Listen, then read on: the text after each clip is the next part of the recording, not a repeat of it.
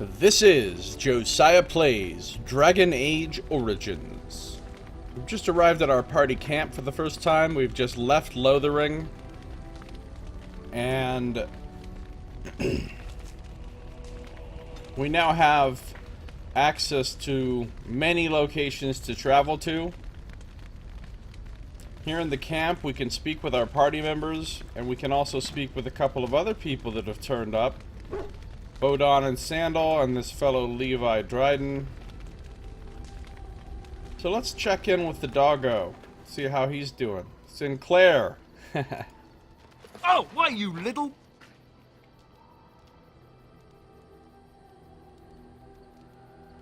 What? What?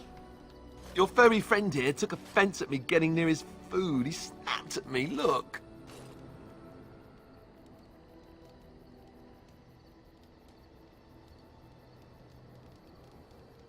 Well, he is a war dog.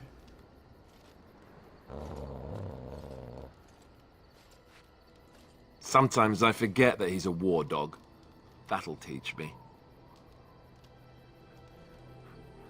I once heard a really old legend about how the hound warriors in the days of the old tribes would feed their Mabari the flesh of the vanquished. Well, that's what I heard anyway. It would sometimes be human flesh. Oh, like you can tell the difference. For all you know, maybe you've already been fed something. Someone.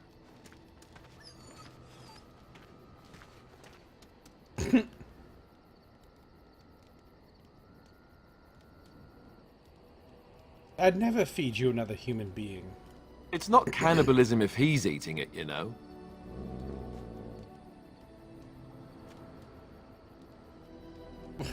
What these little Alistair and dog vignettes. Look at what your fool dog placed in my pack. A putrid, half-eaten hare is not something a woman wants to find in her unmentionables.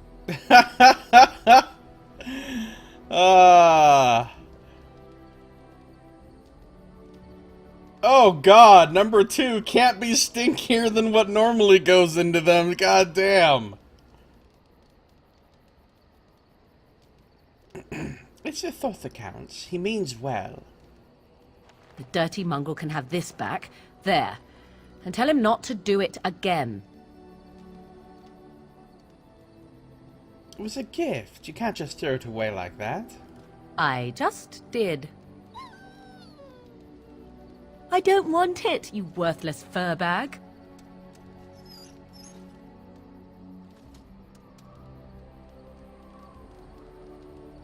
I think you hurt his feelings. Oh, he's just trying to be manipulative, I can tell. I do it too.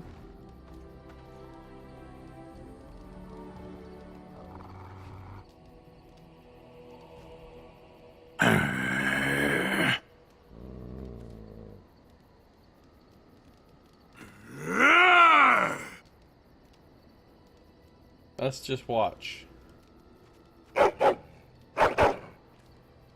You are a true warrior and worthy of respect. Everybody's getting along with the dog, I guess. Claire digs furiously in the ground at your feet. Trying to find a way through the earth, are we?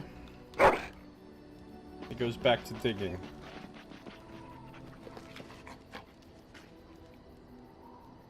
It's going to take some time, you know.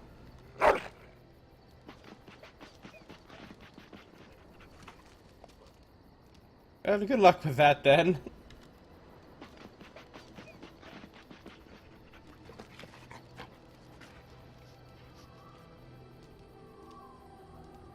He wags his tail happily. And rolls around happily on his back.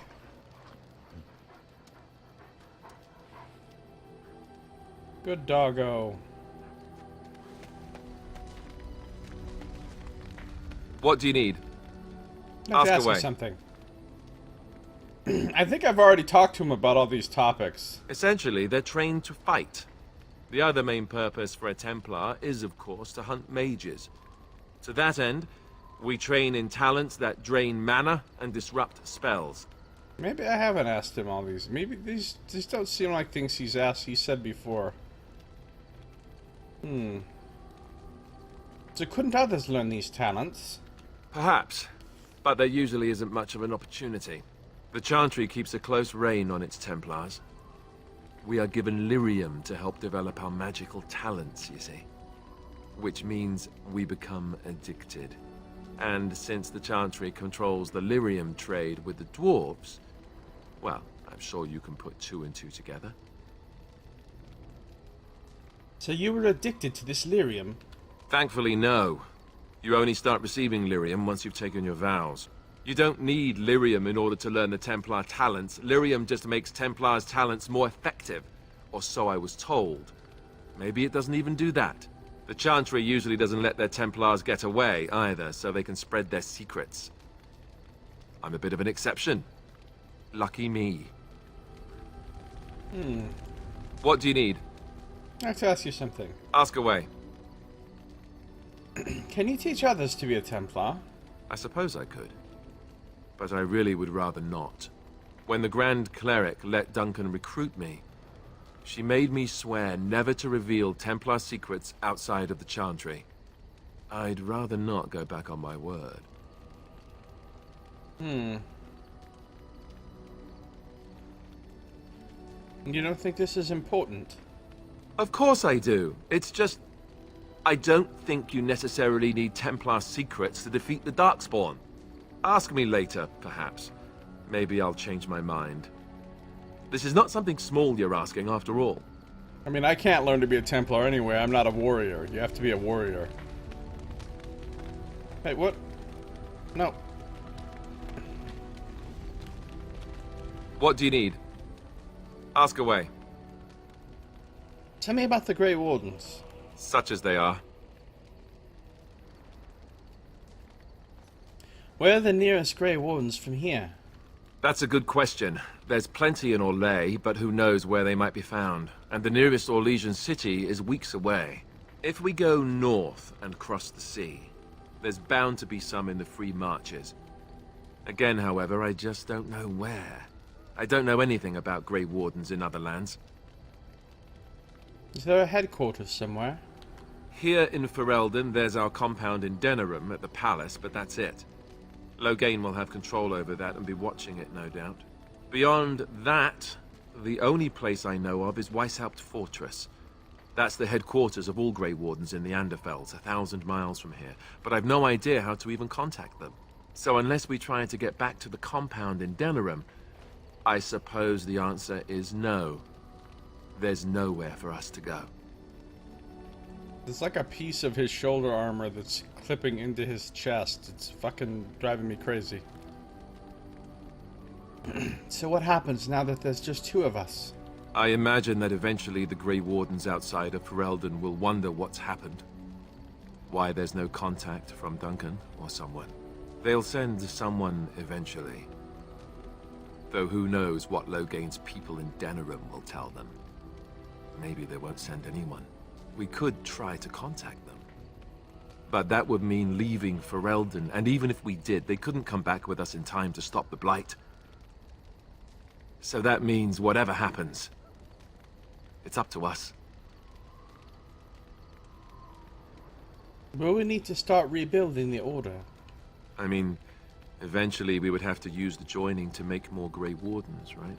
But I don't know how to do the joining, or what's involved. I know it involves lyrium and some other magic, and that it's really difficult to prepare, but that's it.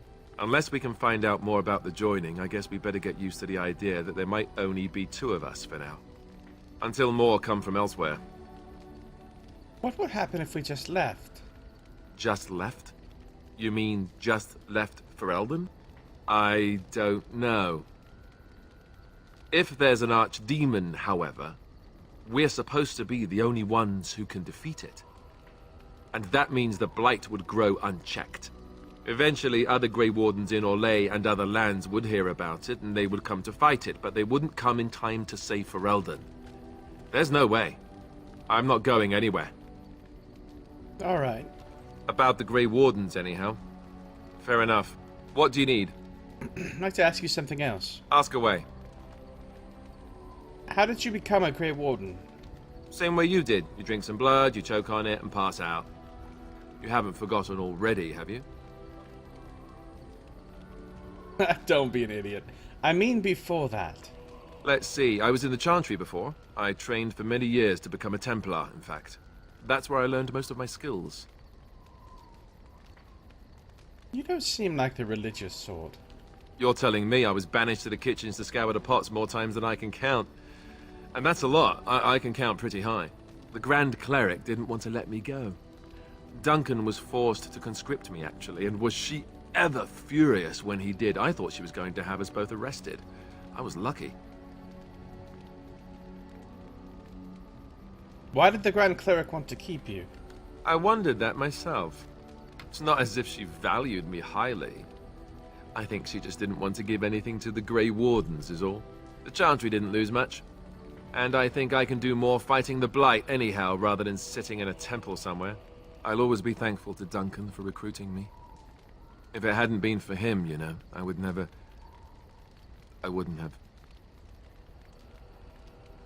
Don't start crying again, please. He was a good man. He was. A good man who didn't deserve his fate. That much I'm sure of. Come on, let's go. I think I'm done talking. Alistair approves. What do you need? Ask away. Tell me about the Grey Wardens. Such as they are. Never mind. About the Grey Wardens, anyhow. What do you need? Nothing.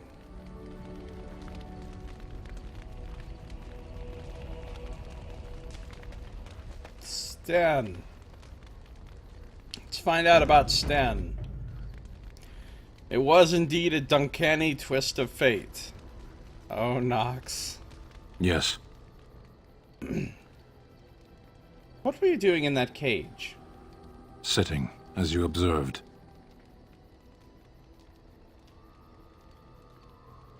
Cute. You're the silent type, I see. Your grasp of the obvious is remarkable. You don't like me much, do you?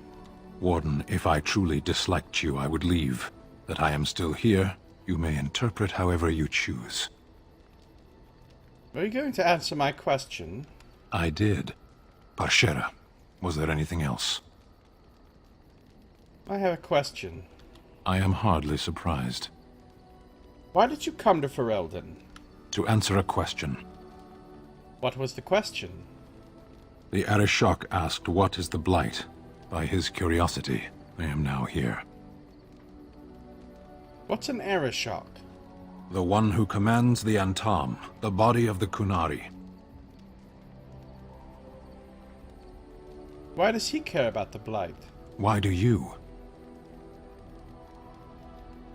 I'm a Grey Warden. It's my job. Exactly. You don't ask, nor do I. The Arishok sends me and I go. Did you find the answer to his question? A portion of it. What was the answer? Were you not at Ostagar when the army was overwhelmed? That is your answer. Why would the Kunari care about the Blight? Why do you? For destroy the world? Do you think the Kunari live on some other world, then? Don't you have to report back, then? Yes. I can see you're right on top of that! When are you going to do that? Never. I cannot go home. Why not? It doesn't matter now. Can we move on? We keep the Darkspawn waiting. I want to discuss something you mentioned. Speak, then. That's enough for now. Then I suggest we move on. I have a question. I am hardly surprised. Actually, never mind. Very well. Let's go. As you wish. Weird conversation. Oh, plus 11. Stan approves.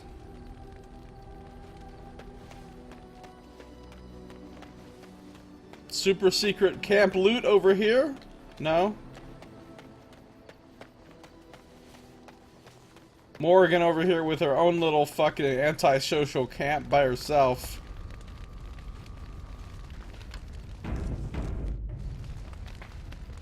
What do you wish of me? I'd like to ask you something. If you must. How did you become a shape changer? I was not born such. 'Tis a skill of Flemeth's, taught over many years in the wilds. The chastened have tales of we witches, saying that we assume the forms of creatures to watch them from hiding. When a child is alone and separate from his tribe, that is when we strike, dragging the young boy kicking and screaming to our lair to be devoured.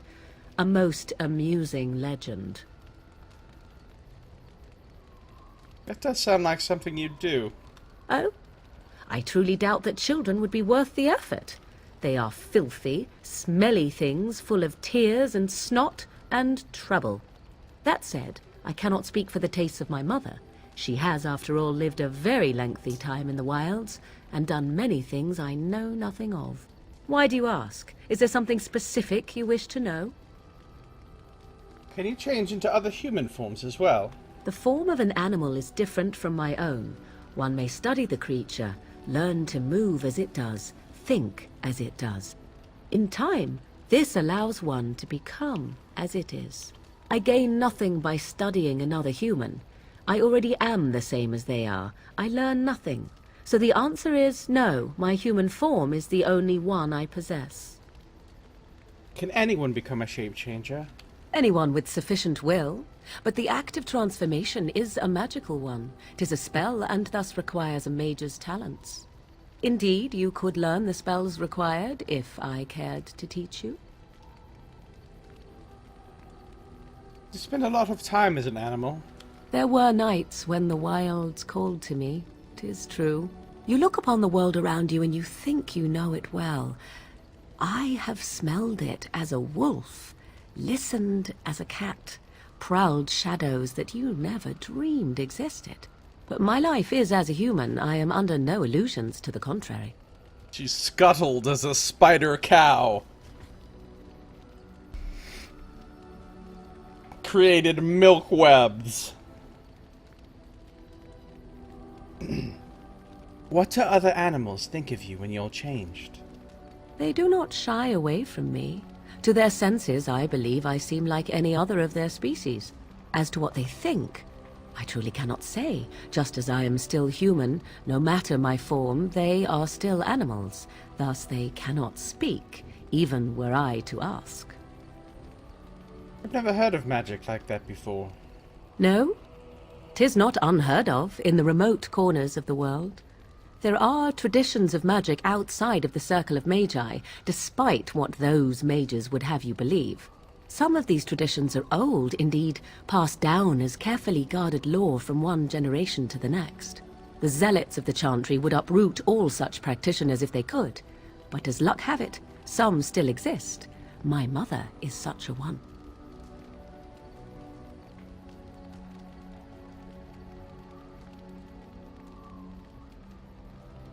That's good. Such traditions need to be preserved. I'm shocked that you think so, being a mage of the circle as you were. But perhaps you felt a little like a caged bird as well, caught within that dark tower. Yes, very much so. I thought so. That's all I wanted to ask. Indeed. Have you an opinion on my abilities, then? Am I an unnatural abomination to be put to the torch? Well, yes, but not because of your magic.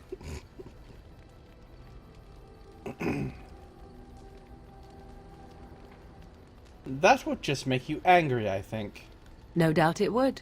But enough of such talk. Let us proceed, lest the dust gather on us. Morgan approves. What do you wish of me? I'd like to ask you something. If you must. Can you teach others to become shapeshifters? By others, do you mean yourself? You see any other mages about?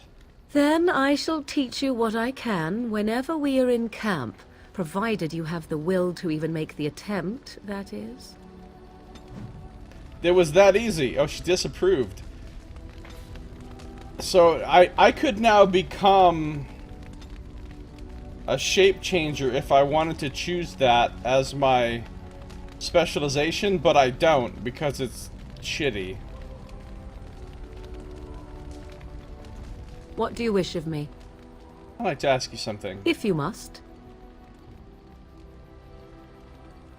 Did you grow up in the Korkari wilds? Why do you ask me such questions? I do not probe you for pointless information, do I? Does anybody ever want to become a shapeshifter? I don't think so, Hippophant. I don't think so. How you doing, Hippophant? Welcome. You could if you wanted to.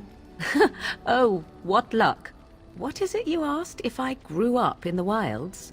A curious question. Where else would you picture me? For many years it was simply Flemeth and I. The wilds and its creatures were more real to me than Flemeth's tales of the world of man. In time I grew curious. I left the wilds to explore what lay beyond, never for long. Brief forays into a civilized wilderness.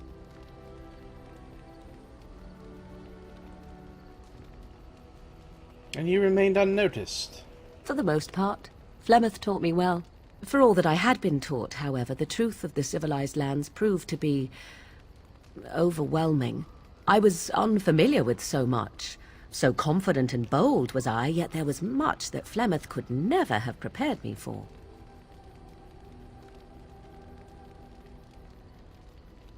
I can just imagine. I rather doubt that. Only once was I accused of being a witch of the wilds, and that by a chastened who happened to be traveling with a merchant caravan. He pointed and gasped, and began shouting in his strange language, and most assumed he was casting some curse upon me. I acted the terrified girl, and naturally, he was arrested.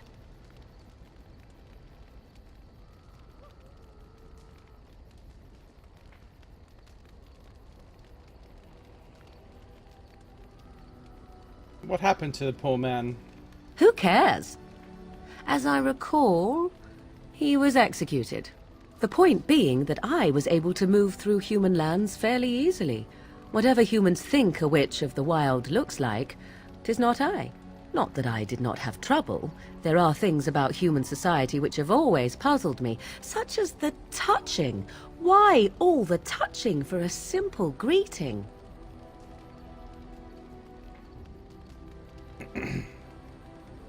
Touching, like a handshake. To begin with, yes. What is the point of touching my hand? I find it an offensive intrusion. There were many nuances that Flemeth could never tell me of. When to look into another's eyes. How to eat at a table. How to bargain without offending. None of these things I knew. I still do not understand it all, truth be told, but then I gave up long ago any hope of doing so. When I returned to the wilds last, I swore to Flemeth that I had no intention of leaving again.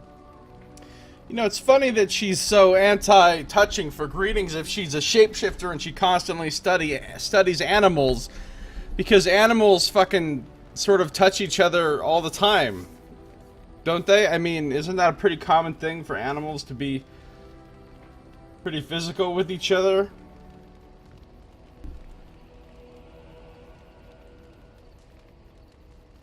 Just saying. Plot hole. Handshake. How scandalous. Okay, Nox.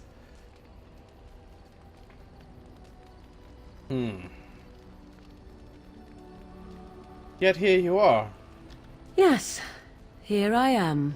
Well, let's get on with it before the ground opens up and swallows us, yes? Disapproves. Morgan pretty much just disapproves all the time, unless you're, like, completely evil. What do you wish of me? I'd like to ask you something. If you must. Have you ever been hunted by the Chantry? My mother has been hunted from time to time, yes, by Templar fools like Alistair, which should tell you how successful they generally were. Flemeth made a bit of a game of it, in fact. The Templars would come again, and she would look at me and smile and say that the fun was to begin once more. You really had no trouble with them? I am unsure. I was too young to understand, and perhaps 'twas bravado on Flemeth's part, or perhaps she was merely amused. I will never know. Flemeth would warn them, once, 'Twas a warning they inevitably failed to heed. And then the true game began. Often Flemeth would use me as bait. A little girl to scream and run and lure the Templars deeper into the wilds and to their doom. It's fucked up. What's up, Spider? How you doing? Welcome. Good to see ya. Let's see. Surely more would have followed. Sometimes. Eventually. Thankfully, the wilds is a vast place. Once they found us, Flemeth would simply move us elsewhere, and we would be lost within the forest once again. I did not understand the danger we faced until I was much older. I had never heard of apostates or maleficarum.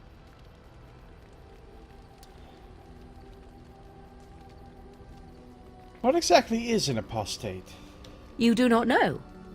The Zealots use that word for any magic they do not control.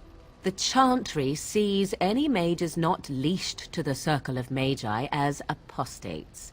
And apostates could become maleficarum, evil mages that resort to blood magic and become demon-enslaved abominations. It may even be true. Still, those of us who prefer freedom see no reason to submit.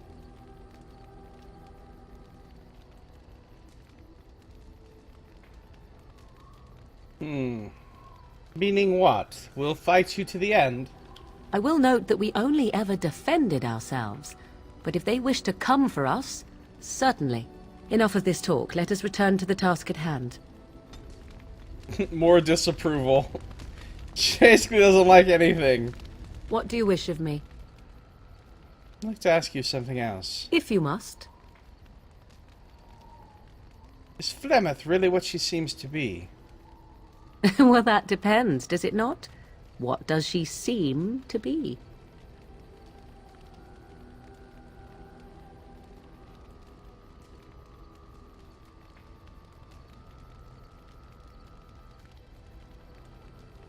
A powerful Maleficar. You mean, is she truly the Flemeth of legend and story? Tell me, how much do you know of the tale? The one that the chastened still tell of my mother, to frighten them into obedience. I'm more interested in the truth. I can relay what Flemeth once told me herself, and you can decide whether or not 'tis the truth, if you desire. That sounds interesting. As the tale is sung by the bards, there was a time when Flemeth was young and beautiful. A fair lass in a land of barbarian men, the desire of any who saw her. Just how long ago is this? Many centuries, before this land was even named Ferelden. The tales say that Flemeth fell in love with Osen the Bard, and fled the castle of her husband, the dread Lord Conabar, and that he swore vengeance for her infidelity. Okay, In we did truth, read this story. My mother claims that 'twas Osen who was her husband, and Conabar the jealous lord who looked on from afar. Lord Conabar approached young Osen and offered him wealth and power in exchange for his lovely wife, and Osen agreed. Flemeth must have been angry. The life of a bard is a poor one, and love fades in the wake of hunger. 'Twas Flemeth who suggested the arrangement. All would have been well had Lord Conabar kept his end of the bargain. But he was a foul man who bargained with coin he did not possess.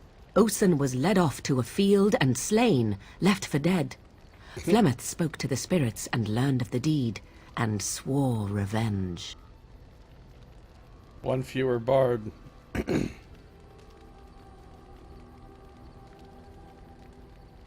He probably sang a song as he was being killed. She spoke to spirits or demons?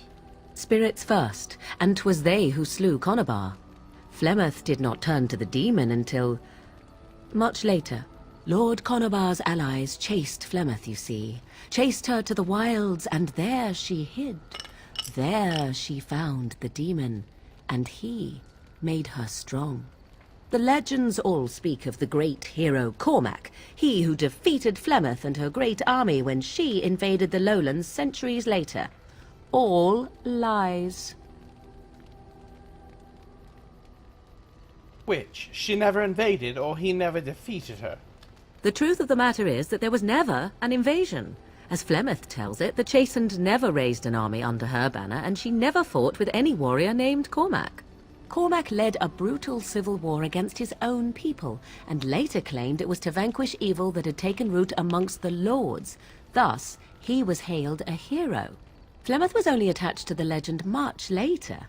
Perhaps 'twas due to the great war with the Chastened that eventually came, but Mother claims not to know how it began. So what's the real story? We may never know. Do you believe her version? I do not believe everything that Flemeth claims. Oft it seems her bitterness has coloured her memories. But on the whole, yes, I believe this tale, if not all. Aren't abominations usually insane horrors? How often is this usually? Always? If not always, then when is it not true? There are more things in this world and the next than you or I could ever hope to understand. What Flemeth became is a mystery. I suspect, even to her. How is it that Flemeth has survived for so long? The demon within her has transformed her into something else. An abomination, perhaps some would say. I know not. I only know my mother is clever, and she is part of the wilds as it is part of her. But she is no immortal. She bleeds. A blade in her heart would kill her like any other, were it lucky enough to find her. The legend tells of Flemeth having many daughters. You ask if I have sisters. I have asked of this myself. The stories tell of many witches of the wilds after all, not just the one. And these tales existed long before I did. Flemeth refuses to speak of other daughters, if they existed. So, should I believe I am her first? I doubt that too. Why would she refuse to speak of them? The Chastened tell of a falling out between Flemeth and her daughters. They say that one day she hunted them all through the wilds and ate their hearts. It may be true. I have never seen another witch or heard of one. Perhaps one day Flemeth will eat my heart as well. Just casually.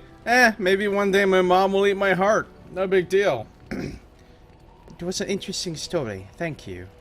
Flemeth tells it with far more embellishment than I, but you are welcome.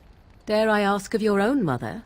Few are abominations of legend, 'tis true, but I find myself curious nevertheless.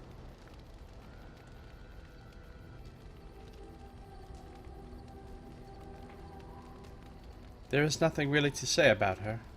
I see. I find myself a little envious, to tell the truth. But it matters not. Let us move on. She approved of something. We're still at like minus... No, we're at +3, I guess, because we did give her a gift, didn't we? I think. I don't know if we did or not. I can't remember. What do you wish of me? I'd like to ask you something. If you must. Actually, What do you wish of me? I'd like to discuss something personal. We are in camp, so 'tis as good a time as any. Why are you still here? I am here because Flemeth commanded me to aid you. Why? Do you wish me to leave? I can do so if you prefer. Do you want to leave? If I wanted to leave, then I would go. I remain, so do not ask such pointless questions. -10! Now we're at -7 with Morrigan. She did not like that. What do you wish of me? We are in camp, so 'tis as good a time as any.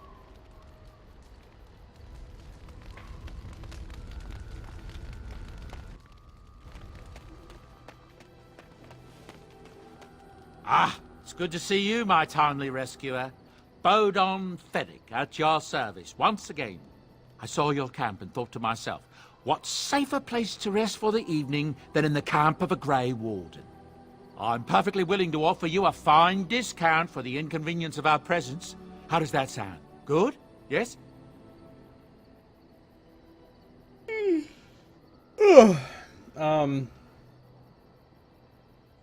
Have you been following us? I can see why you might be suspicious, being a Grey Warden and all. Were I in your shoes, I would feel the same way. Trust me when I say that my encountering you here was serendipity and nothing more. I travel a lot, so I'm bound to meet everyone on the road eventually. If you prefer, I'll take my boy and be on my way. But regretfully, you're the safest spot on this road, without a doubt. You're free to stay. Just mind yourselves. Wonderful. Thank the kind lady, won't you, boy? Thank you, kind lady. We won't be a Sandal. bother to you and your companions, I assure you. If you should need enchantments, simply talk to my boy. Otherwise, come speak with me. Alright, let's see what he's got. If there's anything I can do for you, please, please tell me. So what's your story exactly? I suppose since you told me about you being a Grey Warden, it's only fitting for me to be as open. I am originally from Orzammar, the famed dwarven city that lies beneath the stately Frostback Mountains. I was a merchant there, too. Merchant caste. These things are in the blood, you know. You can't just leave them behind. I ran a fairly successful business. Rare artifacts, you know. Old things, grand things. The nobles loved them. Reminded them of the lost glory days, I suppose. Lost Glory? Our kingdoms once spanned the length of Thados, from majestic Orzammar to Kal Sharok to glittering Darmalin far to the west. They say the gold and silver veins ran so thick through the stone of Darmalin that the entire city sparkled. The Darkspawn took it all, of course. One by one, the old tides fell, and then all that was left was Orzammar. But we were talking about how I ended up here, weren't we? One day, a noble woman came to my store. She looked around for a bit and then started shrieking in dismay. Apparently, she believed that a pair of braces I had for sale once belonged to her brother. He'd been lost in a cave-in, you see, while on an expedition to clear out the Darkspawn from one of the tunnels running close to the city. They were made specially for him. They're unique, she shrieked. He stole them from my poor brother's corpse. She had me arrested on the spot, of course. Nobles, they're touchy like that. Fucking nobles. What happened then? Well, I didn't steal them. You see, I'd been paying these castless thugs to venture out into the deep roads for me. The lost tides. They're full of things that people left behind. Sometimes you can find a treasure. Something worth a little gold.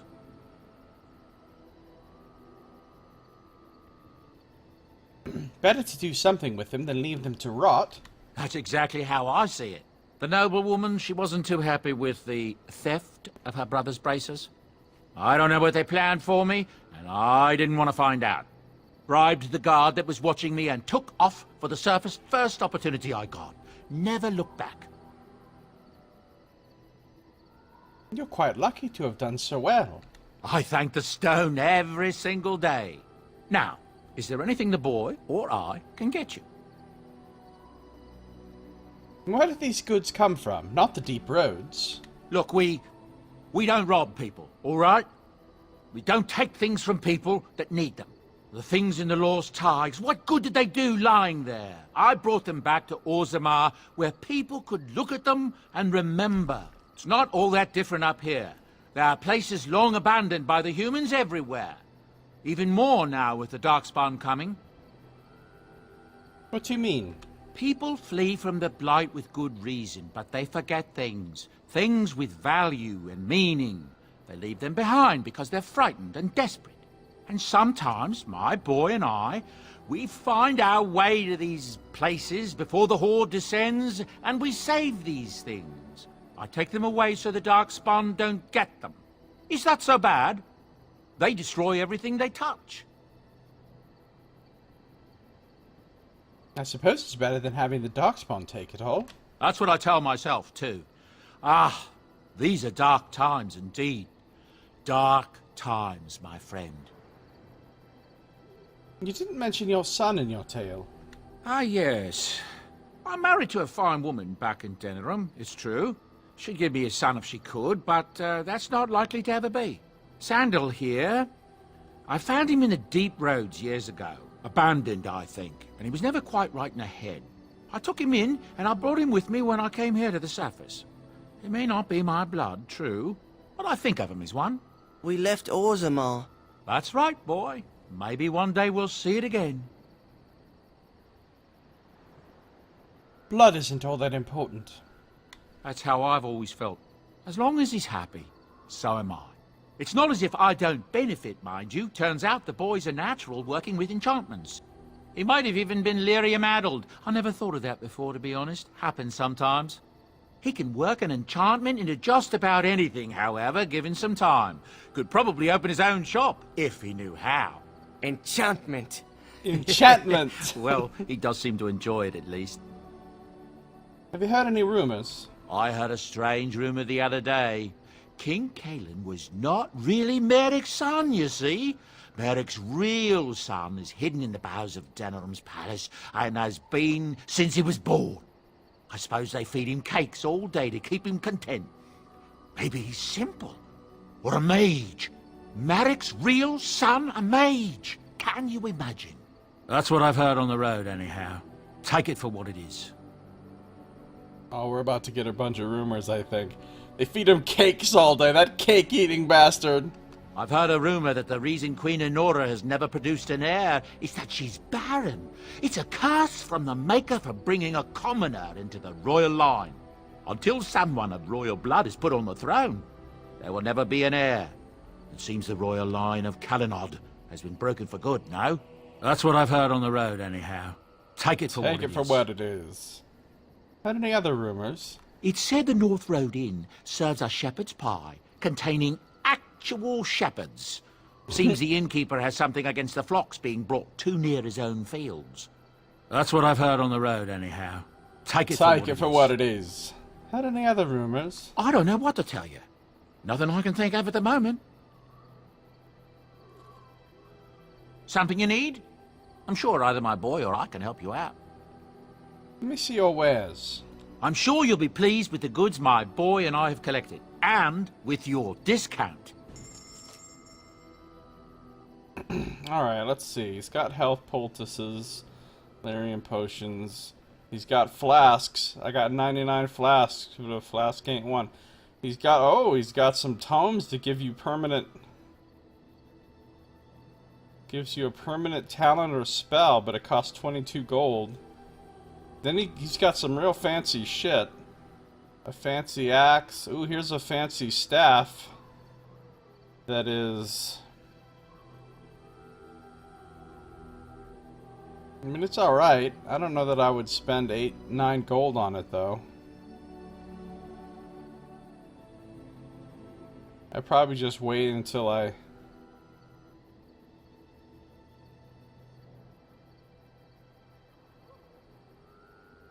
It's got the final reason. Oh, this is a much nicer staff.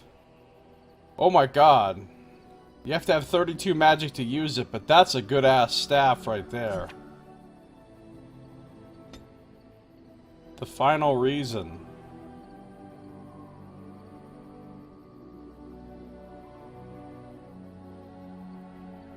Got a nice helmet. Various helmets. Lots of helmets. The Blood Dragon helmet. Spirit hands. Light gloves for a mage. Plus 10% spirit damage. I don't think I do any spirit damage. Some rogue gloves, some Blood Dragon gauntlets. Bard's dancing shoes. What is this? What is this? Spooniness. Silverhammer's Tagmasters. He's got all kinds of nice stuff. Some mage boots with dodge chance on them. He's got a nice shield. A collar for the dog. That's a really nice amulet. My goodness.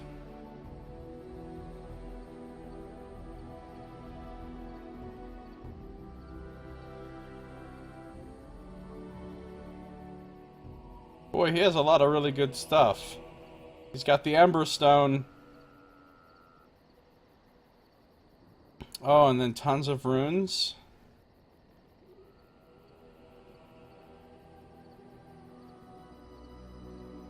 Wow. Oh, and gifts. Why are all these gifts free? Oh, because it's a DLC. The gift pack. All these gifts are free. Wow. Okay.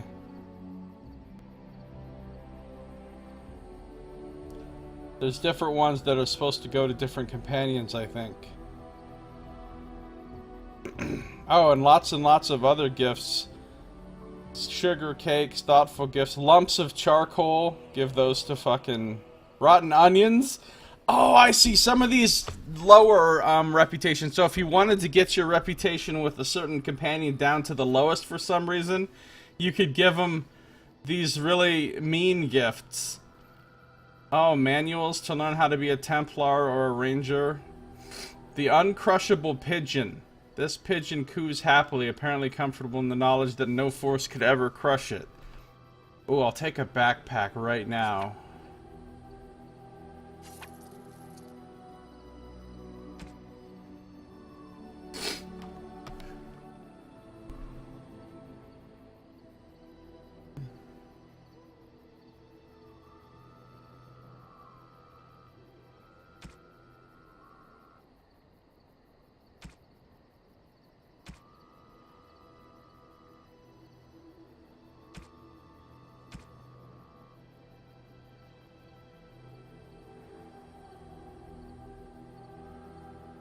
Okay, I don't think I'm gonna buy...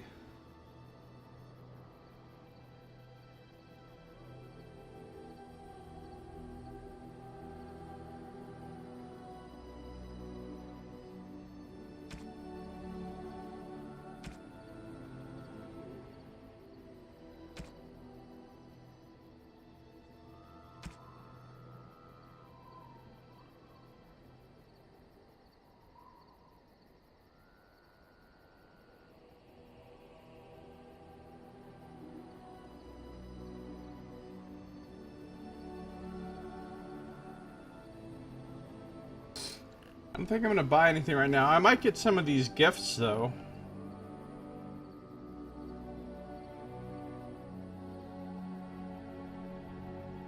I think before I buy these gifts, though, I'm gonna, like, look up online who you're supposed to give the gifts books. I mean, some of them seem pretty obvious.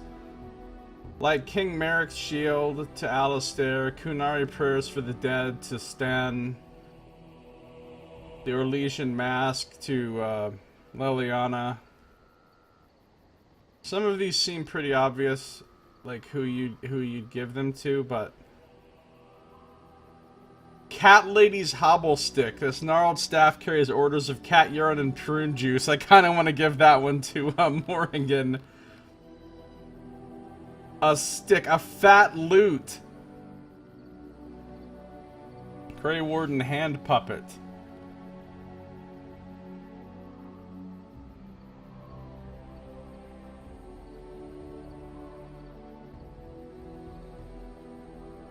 What's going on, Cat? How you doing? Welcome. Welcome back.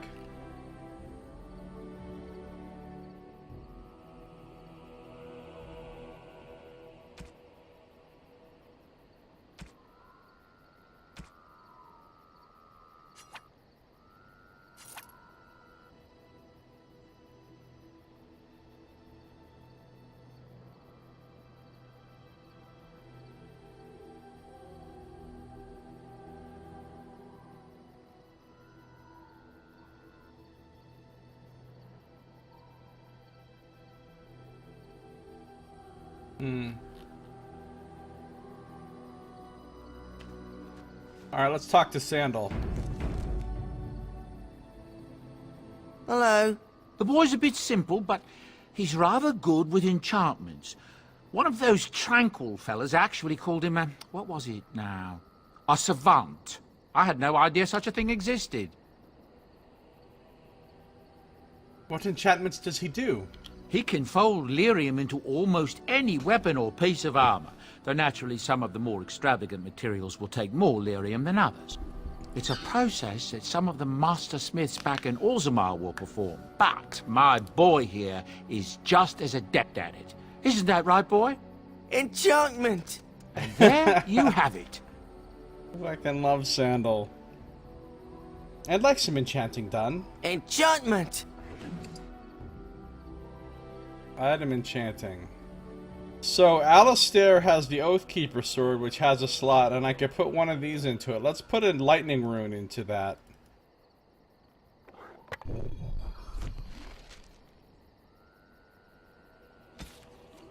While Bodon is a well-stocked merchant, his boy Sandal offers something more valuable: enchantment.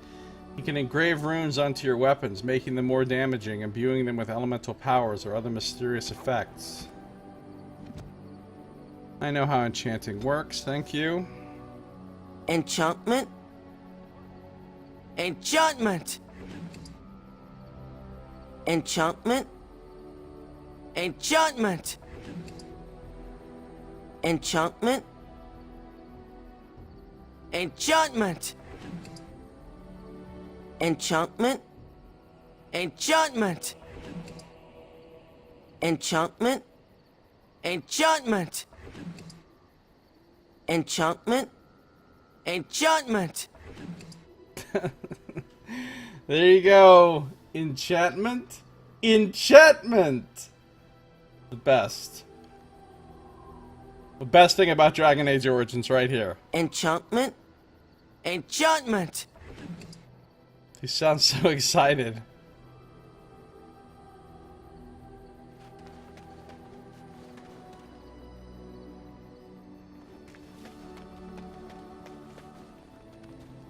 Then we've got Levi Dryden over here.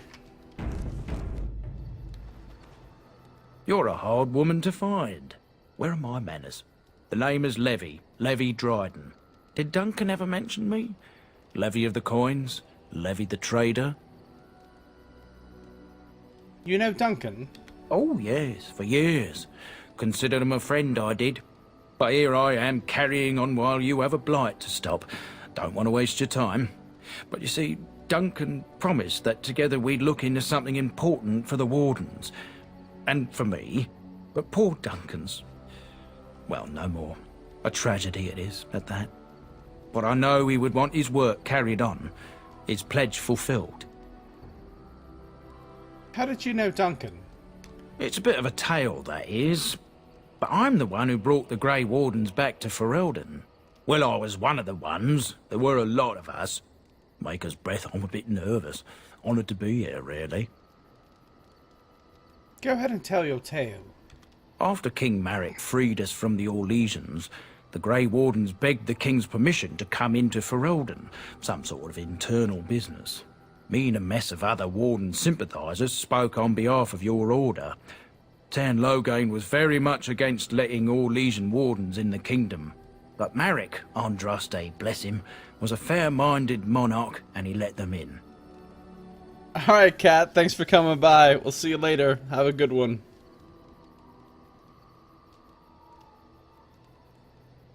Go on, I'm listening. So that's why I was there when the Wardens and their leader, Genevieve, presented herself to the King. The first Wardens in Ferelden in over a century. Proudest state of my life, that was. Duncan was a bit of a scamp back then. We were of an age and struck up a friendship. The King himself went with the Wardens on their mysterious business. When he returned, he rescinded King Ardlan's decree, and the Wardens came back to Ferelden for good.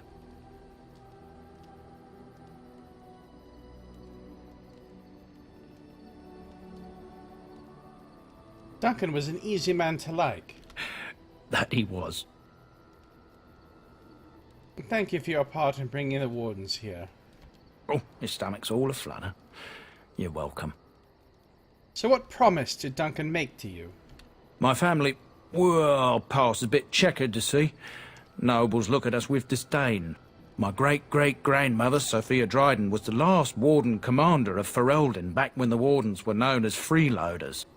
So King Arlan banished the Wardens, and he took House Dryden's land and titles.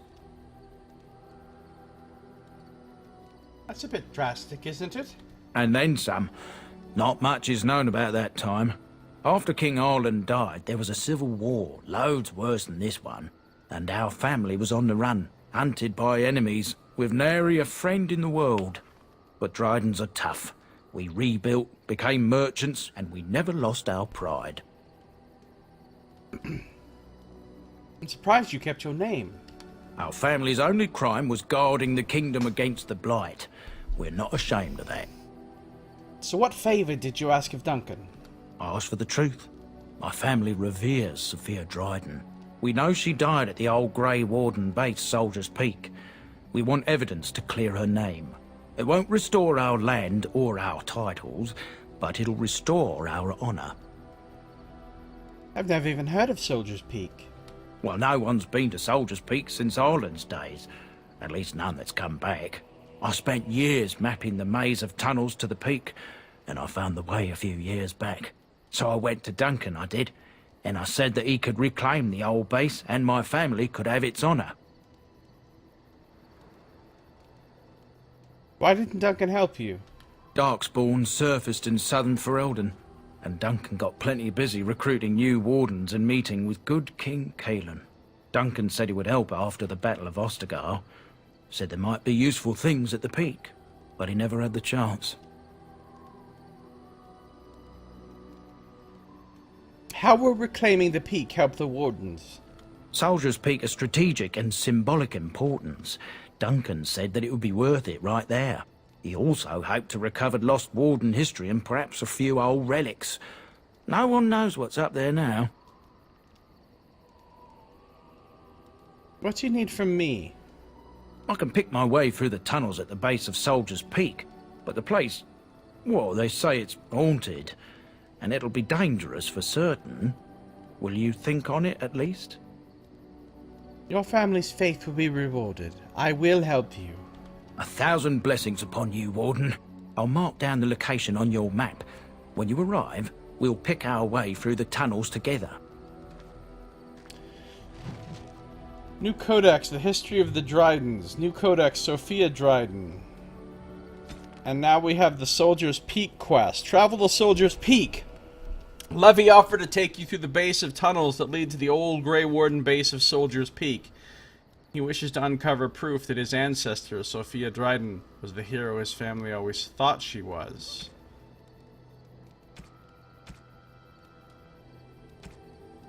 And that's, one of the DLCs. And see, now this appears on our map, Soldier's Peak. This is the one where you get your base. We're gonna do that one really early on, in fact. Sophia Dryden. Sophia Dryden is Ferelden's light and her most brilliant jewel. Nothing on this earth can ever quench her fire. Arlessa Sophia Dryden was the young Arland's rival for the throne of Ferelden. Dryden was a strong and charismatic leader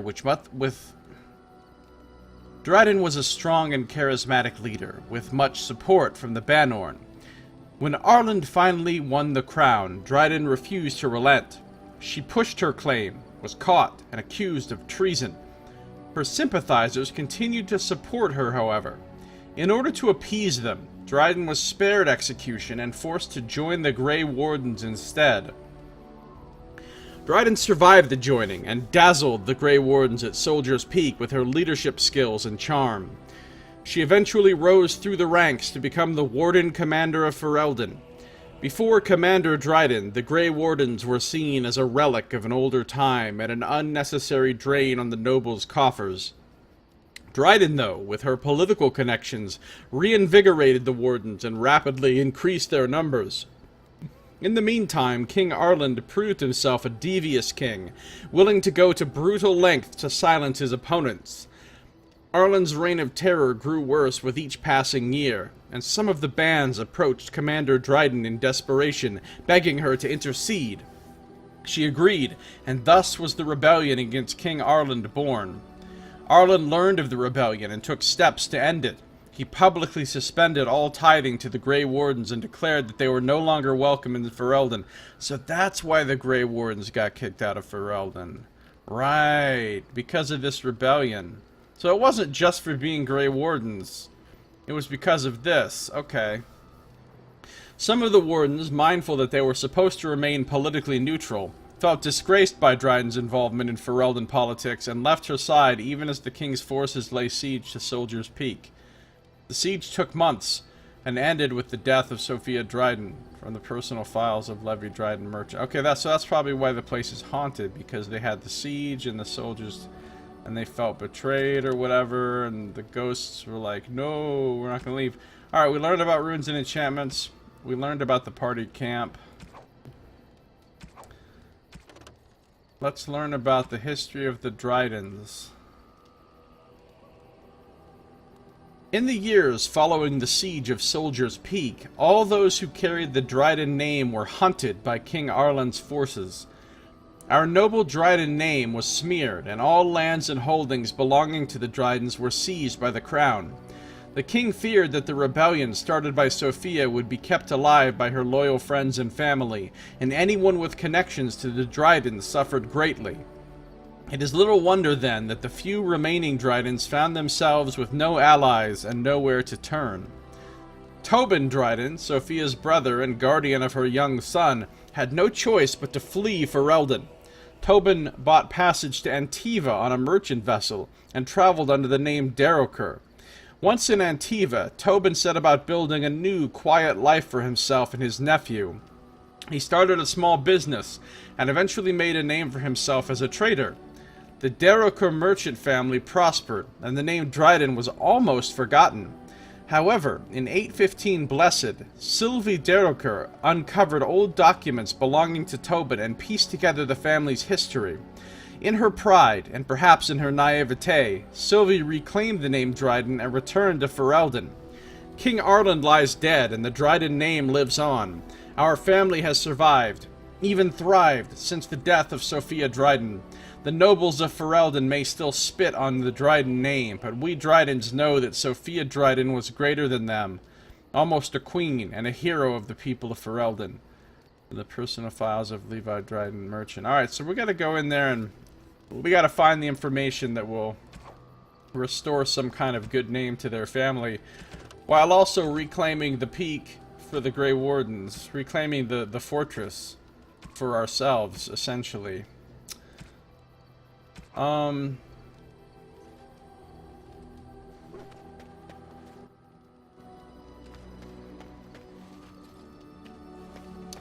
The only person we haven't talked to yet is Leliana.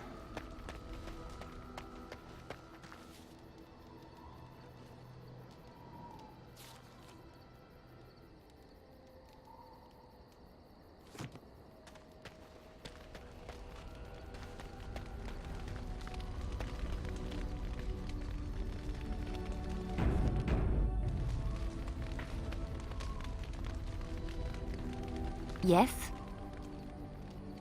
I'd like to talk. Well, here I am. This vision of yours. I knew this would come up sooner or later. I don't know how to explain, but I had a dream. In it, there was an impenetrable darkness. It was so dense, so real. And there was a noise, a terrible, ungodly noise. I stood on a peak and watched as the darkness consumed everything. And when the storm swallowed the last of the sun's light, I fell, and the darkness drew me in.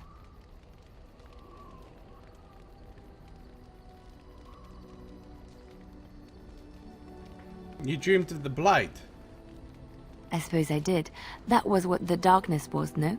When I woke, I went to the Chantry's gardens, as I always do. But that day, the rosebush in the corner had flowered.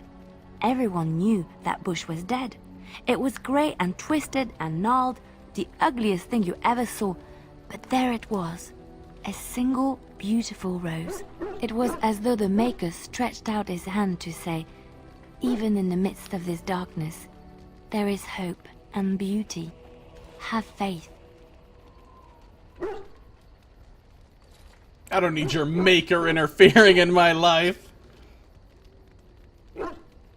And this made you want to help me?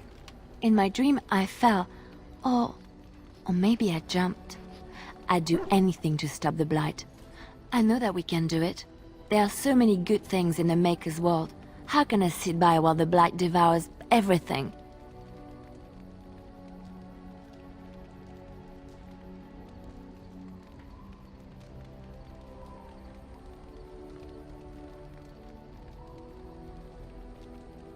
I suppose I couldn't sit by either. That is why you're a Grey Warden. Come, there's a Blight to stop. Liliana approves. Plus 21. Yes? I'd like to talk. Well, here I am.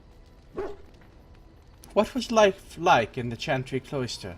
Quiet. It was a life suited for contemplation. In the cloister, away from the fuss and the flurry of the cities, I found peace. And in that stillness, I could hear the Maker. But it was not perfect. Some of my Chantry fellows were condescending. That is the nature of religious folk, I suppose.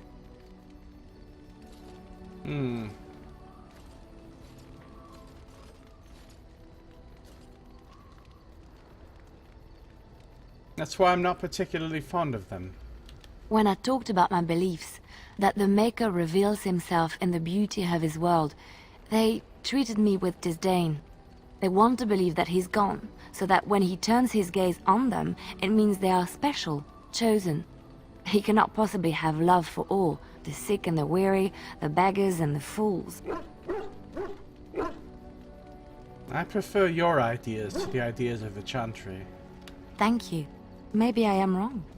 But it is the Maker's place to decide if I am worthy, not men, not the Chantry. But there is work to be done, and I have talked enough for now. But have you? Yes? I'd like to talk some more. Well, here I am. What would someone like you be doing in Lothering's Chantry? What is meant by someone like me?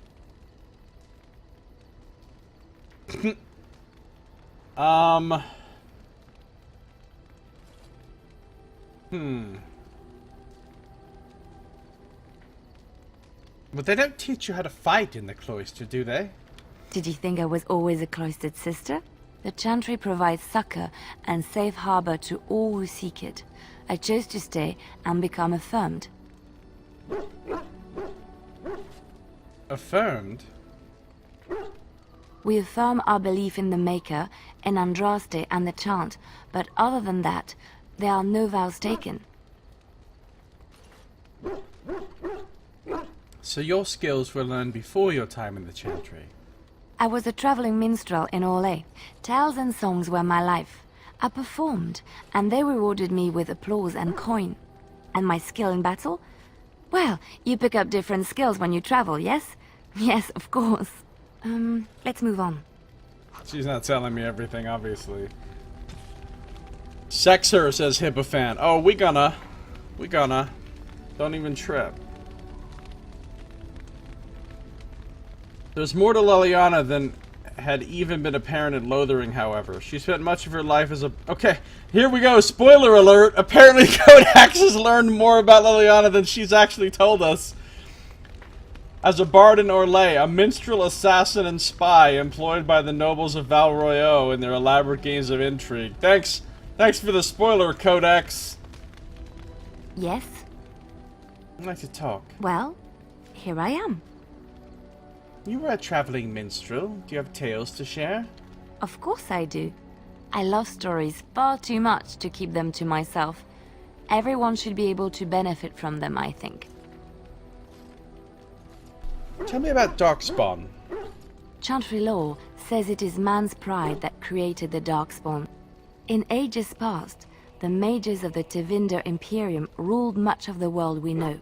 In their pride, they thought their magics invincible and imagined that they were greater than the Maker himself. So thinking, they invaded his golden city, planning to take it for themselves and depose their own creator. But they were impure and full of sin. And it is with the sin that they tainted the golden city, corrupting it forever. The Maker cursed them and cast them from his sight. Wherever they went, they spread the taint of their sin. any land that was touched by the taint became blighted and would suffer no life. Instead, the Darkspawn arose to torment us and remind us of her hubris. Do you know any stories from Orlais? Of course, Orlesians enjoy telling stories. I shall tell you my favorite tale of Aveline, the Knight of Orlais. Go ahead. A long time ago, a girl child was born to a farmer. He had hoped for a son, not a daughter, and so he told his wife to abandon the child in the woods. Before the cold could claim her, the baby was found by a tribe of Dalish elves who took pity on the poor mewling thing and raised her as their own. Aveline, for that is what they called her, grew strong and quick and clever under the guidance of the elves. She learned to wield the sword as well as any man, could kill a deer with an arrow at 100 paces, and was as graceful on the back of a horse as she was on foot. Continue, please. Aveline's Dalish guardians saw that she could easily best any Orlesian chevalier in battle, and wanted to show the cruel humans the child they had left to die. They bestowed upon her a fine horse and armor, and sent her to prove herself to her people in the grand tourney. Now in those days, no woman was allowed to take up arms, let alone compete in the grand tourney, but Aveline kept her helmet on and was not discovered. Did she win the tourney? Aveline won many events and gained the approval of the adoring crowd. Eventually, she came face to face with the knight Kaleva in the grand melee.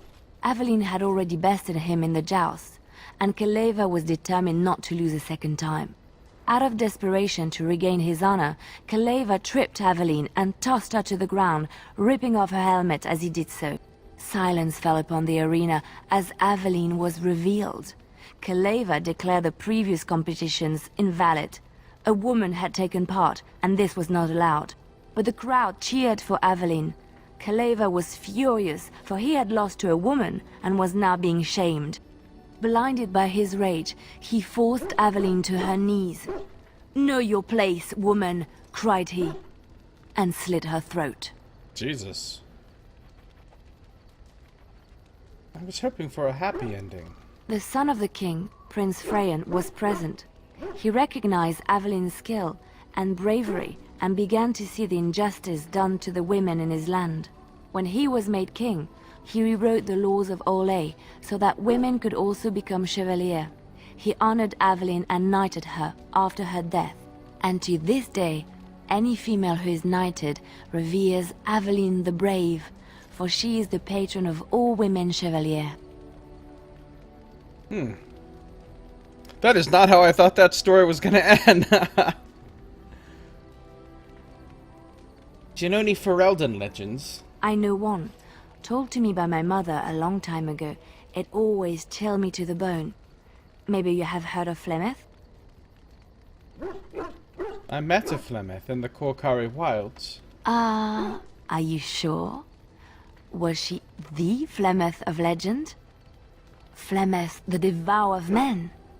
Flemeth, mother of witches?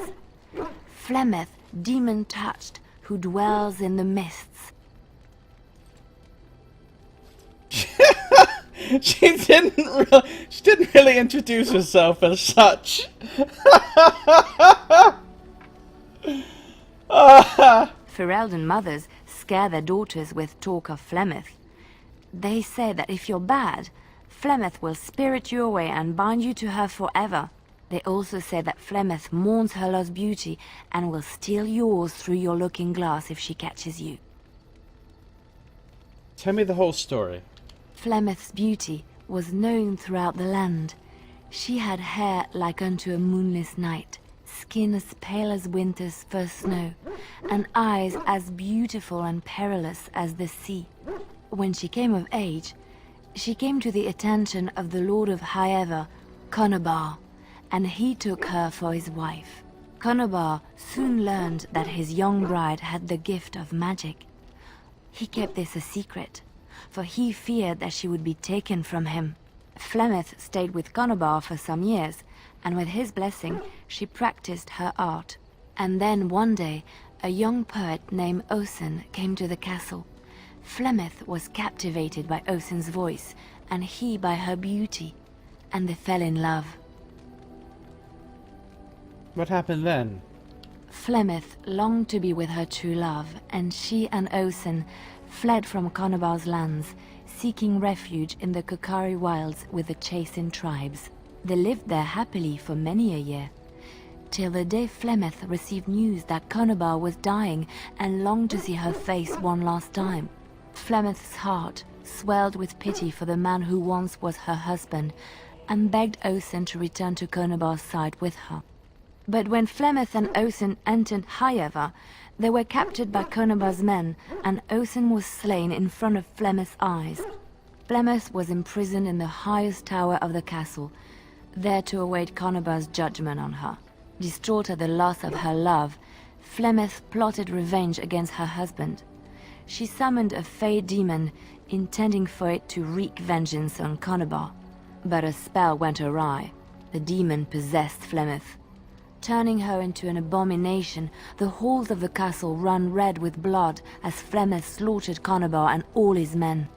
The last of Flemeth's humanity melted away, and at dawn, she stole back to the wilds to plot and scheme for 100 years. They say she took to her side many Chasing men, and with their help, begat her daughter witches, who even now prowl the dark places of the Kokari wilds. I think it's interesting that now we've heard three rather different versions of the Flemeth story. We have the version that we read about earlier, then we have Morrigan's version, and now we have Liliana's version, and they're all different. What is the real truth of Flemeth? And I think Flemeth is an important character. I think she shows up in the second and third Dragon Age games as well. So she's one of the more important characters of the whole series, I think. Pretty interesting. What is the truth? We may never know. There was another story I wanted to hear. Which one? Do you know anything about the Dalish? I have heard a little about how the elves gained their freedom from the Tevinter Imperium. When Andraste began her exalted march against the Imperium, the elves joined her cause to fight their masters. The great elven leader, Shatan, born in captivity, rose up to lead his people. He foresaw a future where the elves were free. Shatan was killed when Andraste was betrayed, but the elves continued to fight, eventually breaking free of the Imperium. The elves claimed the Dales in the south, and settled there in the land of their own. It didn't last. The elves lived in the Dales for centuries. They resurrected the worship of the elven gods and would allow the building of no chantry. This angered the chantry, and the hostility between the two factions finally broke out in open war. The chantry says the elves struck first, but I do not know whether to believe it.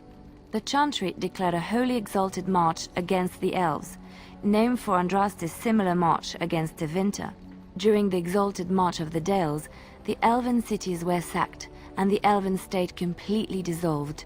Some of the elves bitterly accepted their fates and surrendered to human rule, living in the human cities as second-class citizens.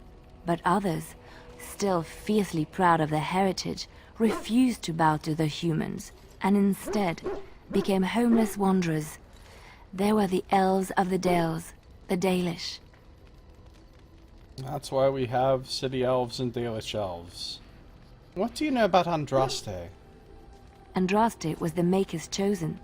The Maker had long since abandoned the world when the sound of her singing turned his ear. Beauty, grace, and wisdom enraptured him, and he offered to take her from this flawed world to become his divine bride. But Andraste had an earthly husband and would not forsake him. Instead, she beseeched the Maker to return to his people once more. So earnest was her plea that the Maker was moved, and promised that he would create a paradise on earth if all abandoned their false gods and turned once more to him. And this is why Andraste began her exalted march on the idolaters of the Tevinter Imperium. The Maker granted her his powers with which to smite her enemies. Andraste brought the Imperium to its knees, and her victories converted many to the worship of the Maker. I want to know the real story of Andraste, because I have a feeling we're getting a lot of different stories about her, and it seems like it's all religious claptrap.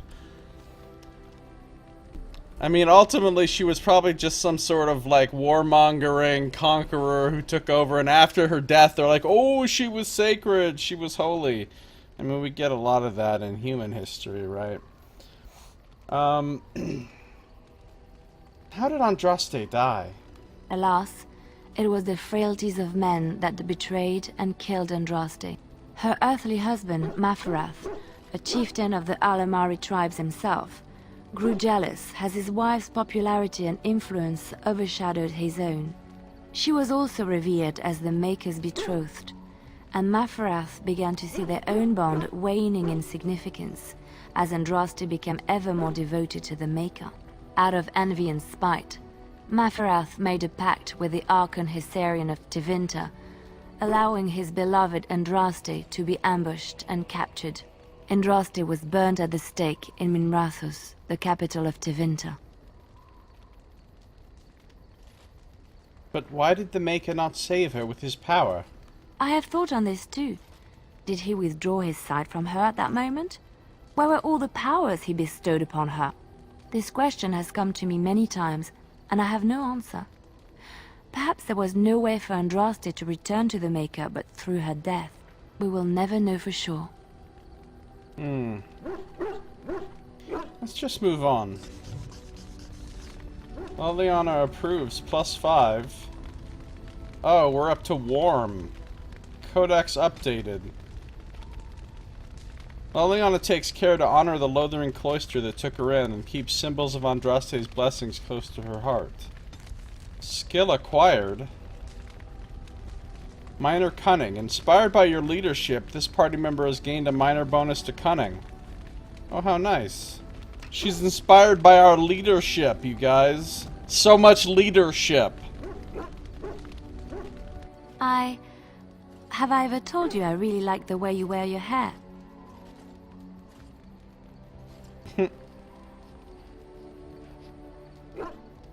No, I don't believe you have. It's very nice, and it suits you. Simple. Not like the elaborate hairstyles we wore in Orlais.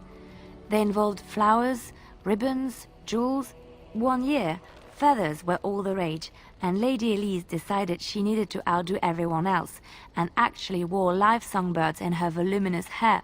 The chirping was quite charming for a while, but you must realize, terrified little birdies often have loose bowels.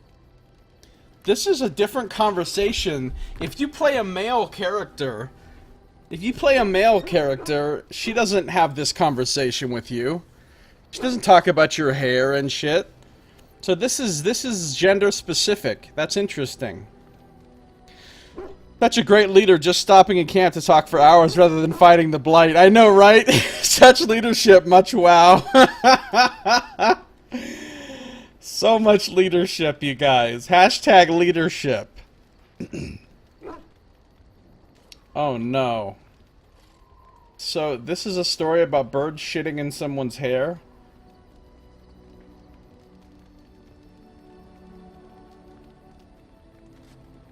Poor Lady Elise. Yes, you can imagine what she looked like by the end of the evening. That's but so I was trying to gross. say something nice to you, wasn't I? Oh, forgive me. My mind wanders so. It's just that I feel so comfortable talking to you. Like I could say anything and you wouldn't judge me. And our hairstyles are actually very similar, right? My character and Liliana's, they're not exactly the same, but they're very similar. You wouldn't judge me. Far too frivolous for my liking. And I actually do like the way you ramble. You see? This is what I mean. You're such a pleasure to talk to. I haven't felt this close to anyone in a long time. I really enjoy your company. Well, this escalated quickly.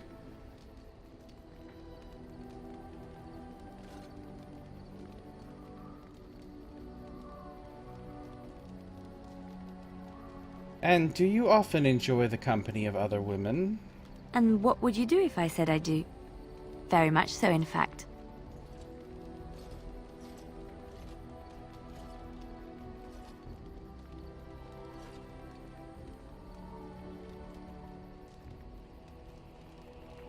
I don't like number 1.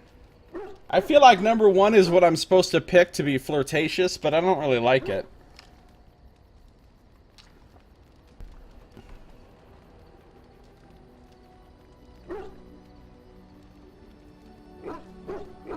I guess I could say it. I'm saying it ironically. Oh, I think I might giggle, maybe look coy. Huh? You must do that then. Perhaps later when I'm not prepared for it. Surprise me. Come then, let's get going. If I recall correctly, you have some important earth-shattering business to attend to. She approves. 30. Interested? That escalated quickly. Yeah, we pretty much just met, Maz. We met in town, we killed some bears and shit together, and then we came to camp, and I asked her to tell me some stories, and now all of a sudden she wants the V. Yes? Something you need? I need to talk to you about something. Yes? What's on your mind?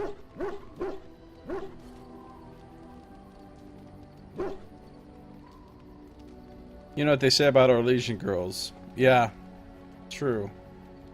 Why did you decide to come to Ferelden?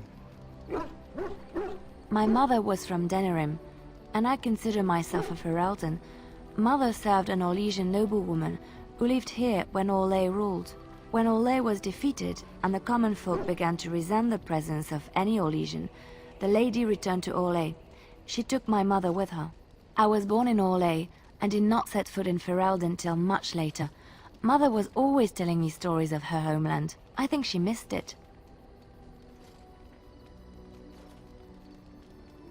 Why did she leave Ferelden then?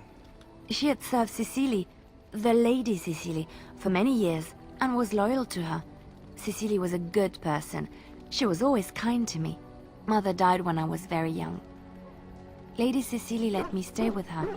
I had no one else. She was quite old then, and she had me study music and dance to entertain her. It is unfair that I have more memories of Cecily than my mother. What was Cecilia like? She was an elderly lady, very refined and proper. She had impeccable manners and taste, more so than a lot of Orlesian ladies. Cecily was also kind. My mother was unmarried and with child. It was scandalous. Scandalous. And Cecily had every right to turn my mother out. She didn't. Strangely, the only thing I really remember of Mother was her scent. She kept dried flowers in her closet amongst her clothes. Small white Ferelden wildflowers with a sweet fragrance. Mother called them Andraste's Grace. They were very rare in Orlais.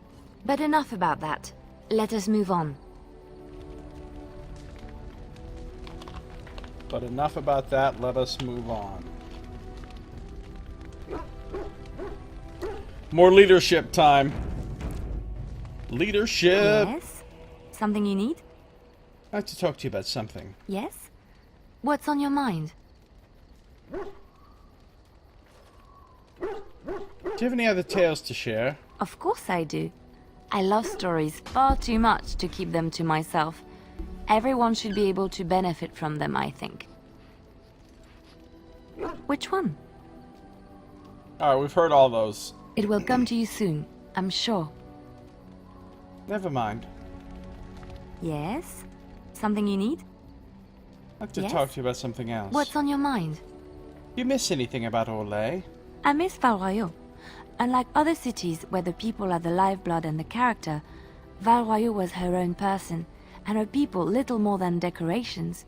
There was always music in Val Royeaux, streaming from the many windows, quiet refrains and triumphant choruses, and always, floating above that all, the chant, coming from the Grand Cathedral. It was magnificent. It sounds wonderful. Oh, it would take me a day or two to talk about the many splendors of Orlais, her golden fields, her lush meadows. Of course there are good things and bad things about Orlais, like anywhere else. Sometimes I miss it dearly, and sometimes I'm glad I'm rid of it. And you will laugh at this, but I miss the fine things I had in Orlais. What sorts of things? Dresses, fine dresses and furs, and shoes, of course. One can't mingle with nobility with bad shoes, you see. Olay is very fashionable, almost ridiculously so. But the shoes! Living with those ridiculous trends was worth it for the shoes. Shoes, huh?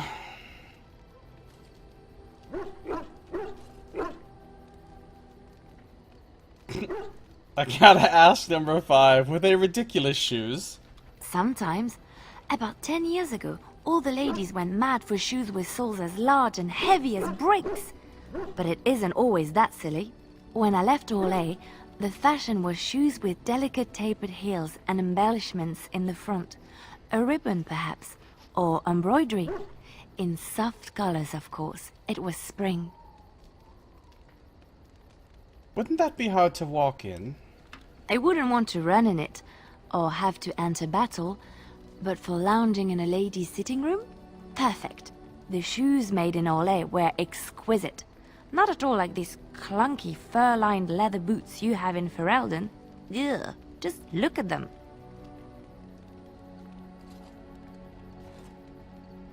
At least they keep the cold out. They're sturdy shoes, but sometimes a girl just wants to have pretty feet. Oh, I could talk about shoes all day, but we have things to do, don't we? Leadership. See, I could have gained some more reputation there by you know, going on about how I like shoes as well, but I don't really. That doesn't fit my character. She grew up in the Mage Tower. They don't have fancy shoes there. Yes? Something you need? I'd like to talk to you about something Yes? else. What's on your mind? I heard that in Olay, minstrels are often spies. In fact, my codex already told me that you were some sort of spy and assassin. Where did you hear this? From my codex. It's written in my journal. I don't know how it got in there. My journal just writes shit in itself. If you don't like shoes, how come you're always wearing shoes? Oh! Hierophant with the hard questions. I read it in a history book. And did you not think that this could be historical fact and no longer true? Not all minstrels are spies. Most are just singers and storytellers. But some of them are what we call bards. I thought minstrels were bards. Many use the two words minstrel and bard interchangeably, but to do so in Olay would cause misunderstanding. Bards are minstrels and more. Spies, as you say. Some say there is a bard order, but I don't think this is true. Many bards work alone or in small groups, doing the bidding of a patron who pays for their services. If there is an organization behind it all, no one knows who they are. Probably so she can always feel insulated. What? Insole-hated. Wow.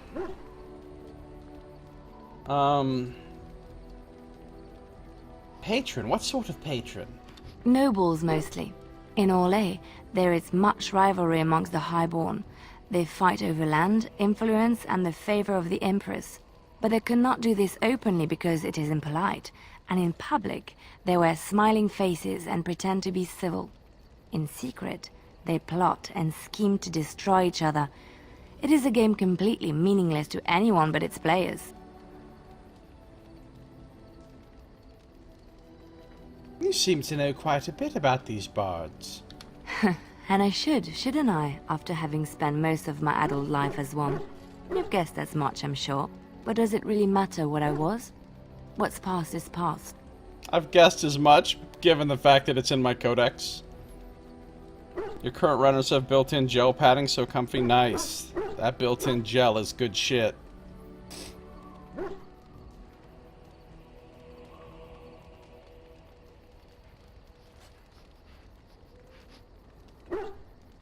Oh, I'd never leave that. It sounds too exciting. The excitement of the life wears off very quickly, I'm afraid. I found myself in Ferelden and sheltered from bad weather in the Chantry. And when the storm passed, I just did not want to leave. I like to say the Maker brought me here. The Maker brought her here. Plus 32 already. Leadership. Yes? Something you need? Can you teach me to be a bard? I don't think you have the correct aptitude. I could give you some pointers, though. You may be able to pass them on to someone you know. Let's just go over there, away from the others. For safety, yes? I expect there shall be daggers flying about willy-nilly for a time. Alright, so I've unlocked specialization for my account, basically, but I can't be a bard because it's a rogue specialization. But if I had another rogue in my party, I could make that other rogue a bard now if I so desired. She's already a bard. Yes? Something you need? I need to talk to you about something. Yes? What's on your mind? That's all, actually. Alright, I think that's all the leadership we have time for. We might actually have to get moving on our quest. Leadership.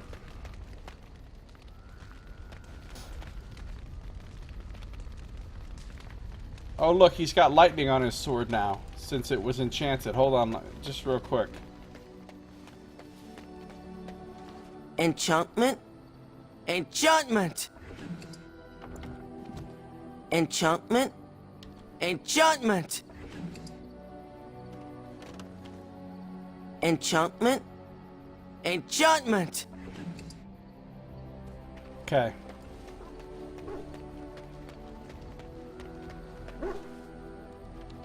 So...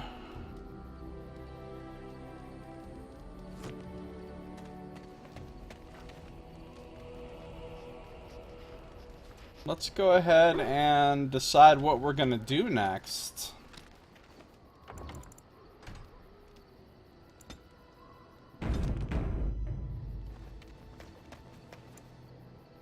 Gather your party and venture forth. So I decide who I'm going to take with me. Right now it's going to be Alistair, Yes. Stan, and Liliana.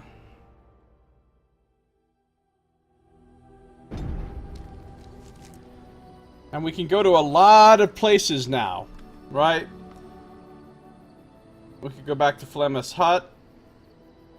We can go to the Brazilian outskirts and try to find the Dalish elves.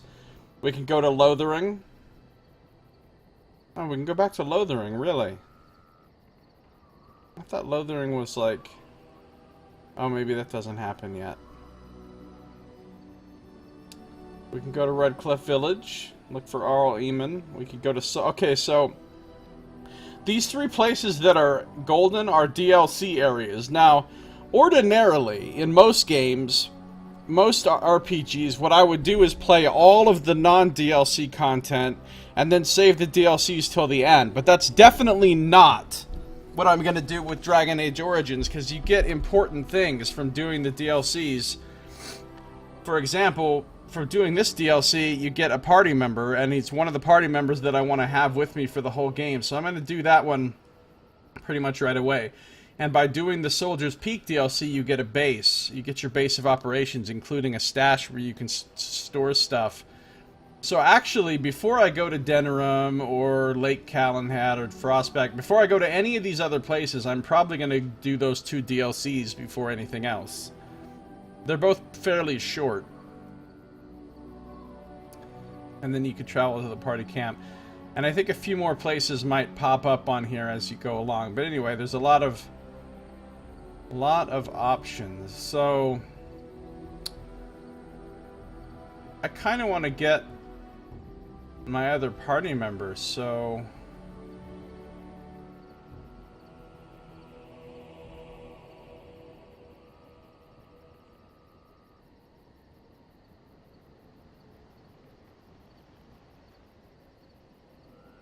even though, thinking about it from a role-playing perspective, it makes no fucking sense why we would travel over there right now.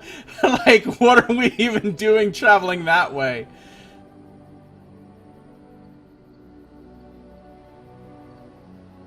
But, you know, I think we're going to anyway.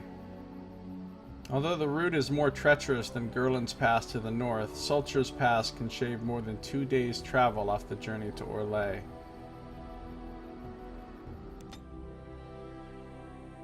We might have an encounter on the road on the way, I'm not sure.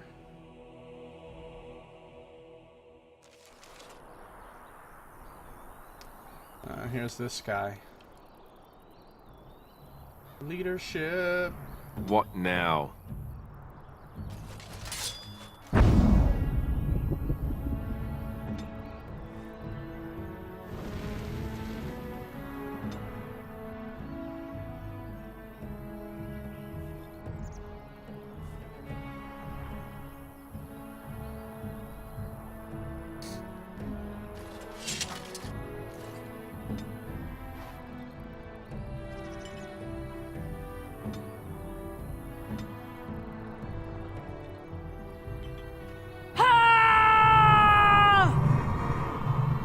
That's her song of valor, I guess. That's a great song. Her just going, ah! I can see why you stopped being a bard. If that's what you're working with for your song of valor.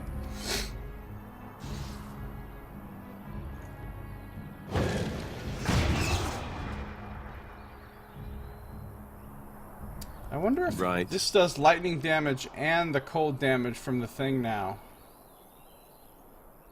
I guess it does.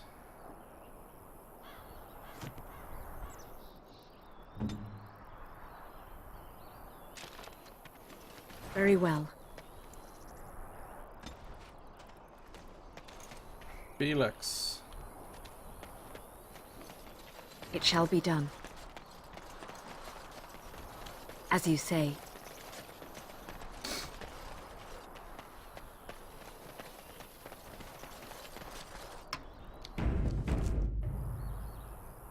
You'll have to forgive me if I seem a bit nervous.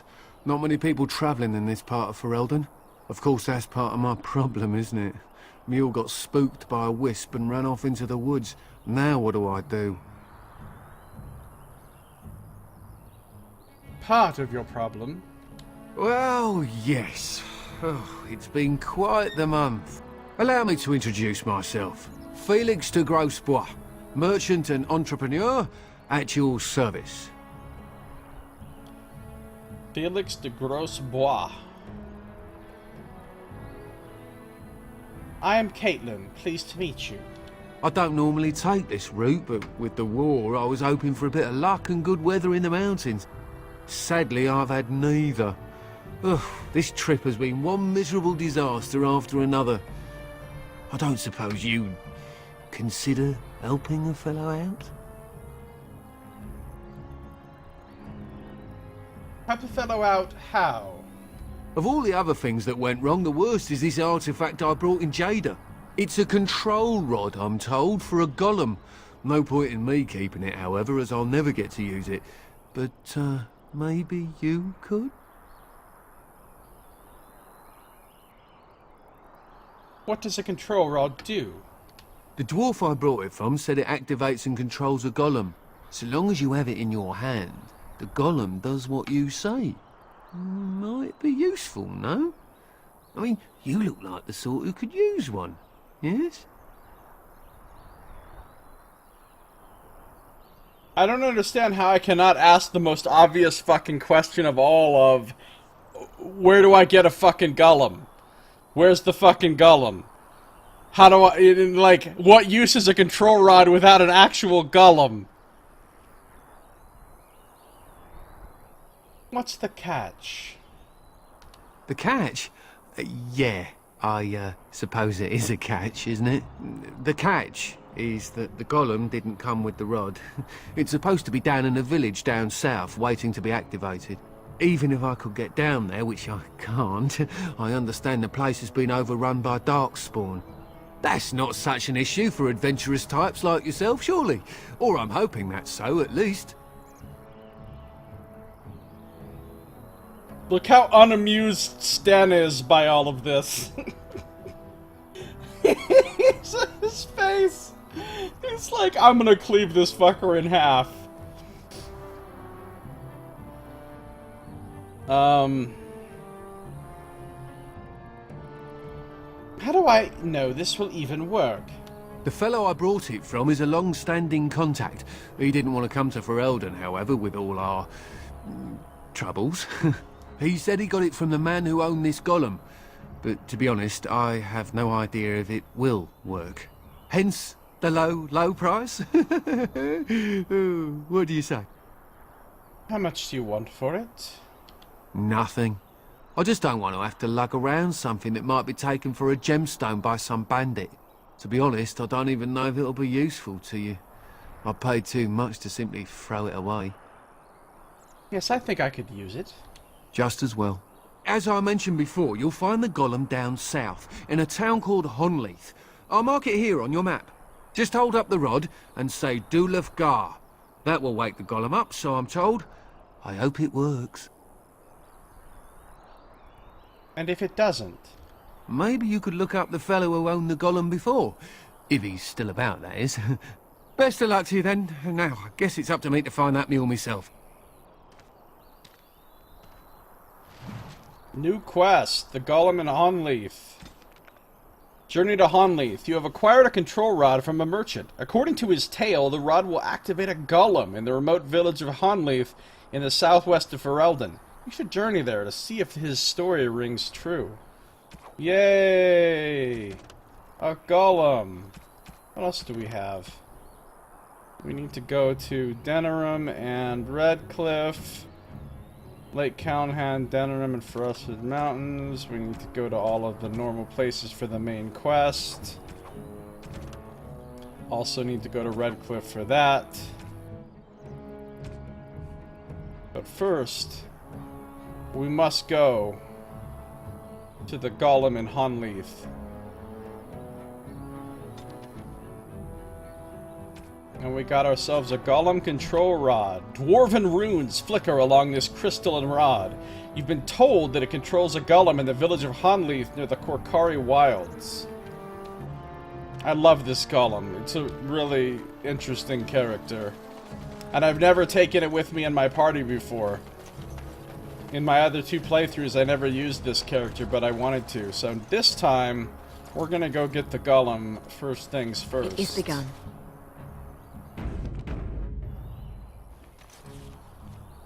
And now the village of Honleith is added to our map. A remote village where an old golem supposedly lies waiting to be claimed. Off we go. This seems like we're supposed to be fighting the Darkspawn and doing all this. Instead, we're traipsing all over the fucking place after a golem. Oh, shit.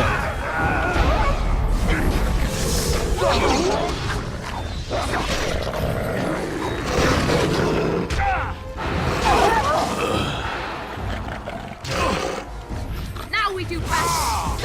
Come, let us end this!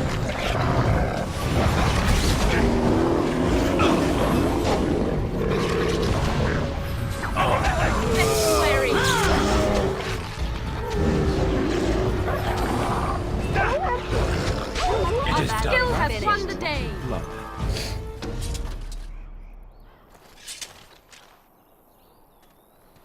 I like the part where I froze my own people.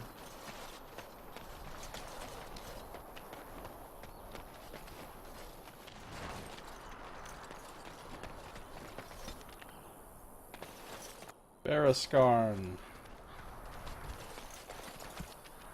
Anything new in my codex? Yes, actually.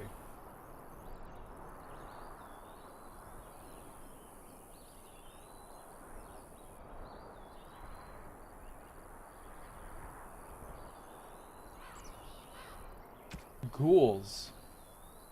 What the Blight does not destroy, it corrupts. Any creature infected with the Darkspawn taint that does not have the good fortune to die outright becomes a ghoul, a twisted shadow of itself. The name originally comes from men, whether human, dwarven, or elven, who became tainted, usually while being held as a captive food source by the Darkspawn. They would turn cannibal, preying on other captives, slaves to the will of the archdemon, driven mad by pain. During a blight, the corruption of the Darkspawn spreads through the wilder areas of Thedas and infects the animals found there. This produces grotesque, enraged bears called Bereskarn, that's what we just fought, as well as blight wolves.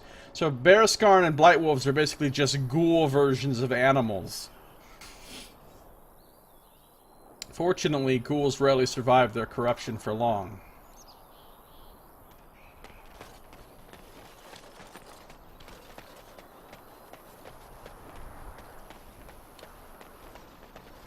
It shall be done.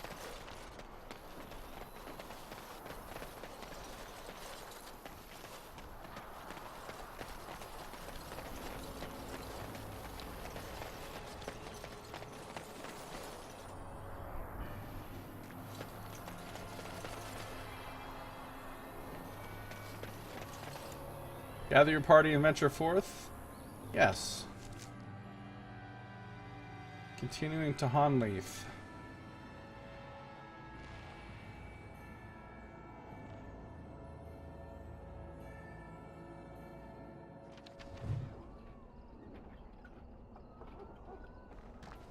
We made it to the village of Honleaf.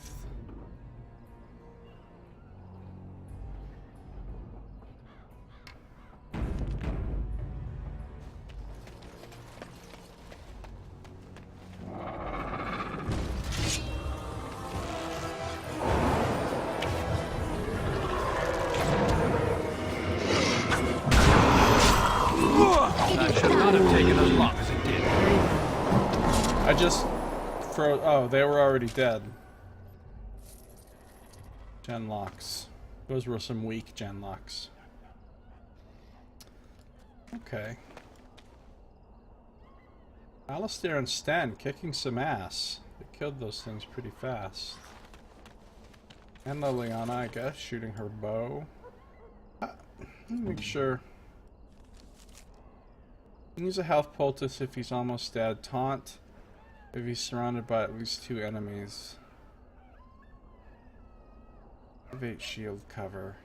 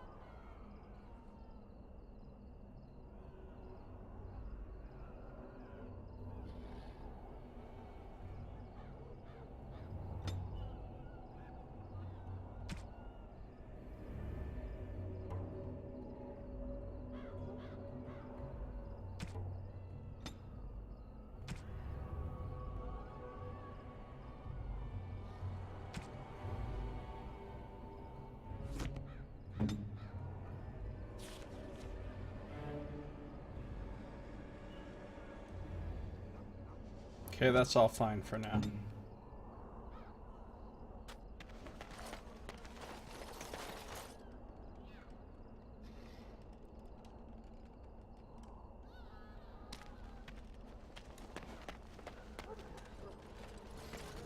Why are all these darkspawn here?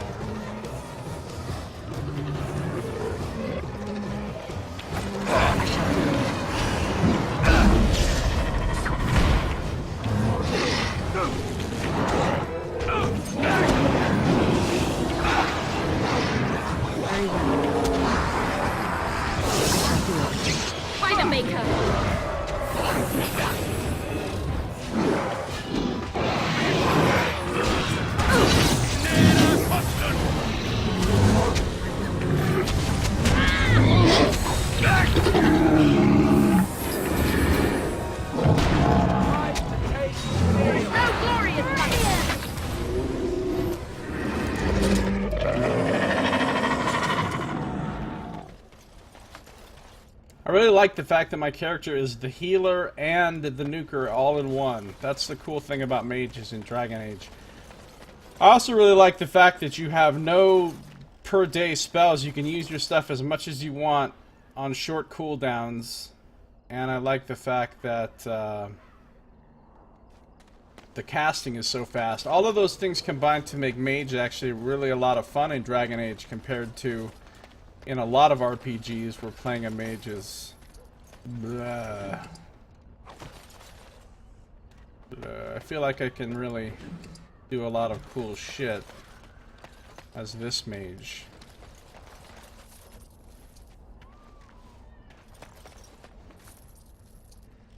Now, why is the town overrun with darkspawn is the question. Yeah, advancing and casting is yuck. But I mean, like, I've got a heal with, it only has a 5-second cooldown on it. You know, 5-second cooldown on my regeneration. My my cool frost spell only has an 8-second cooldown. Now, I will run out of mana eventually, but then that's what I have these Lyrium potions for, and I have a shitload of them, and I can make more. I can actually make a bunch of Lyrium potions if I want to as well, so mana's not really going to be an issue. Of course, I am playing on easy. But I'm also not pausing. Alright, this is pause and play combat, and I'm not pausing at all. Key required. Can you get of this? Course. No. Really is key required. Okay.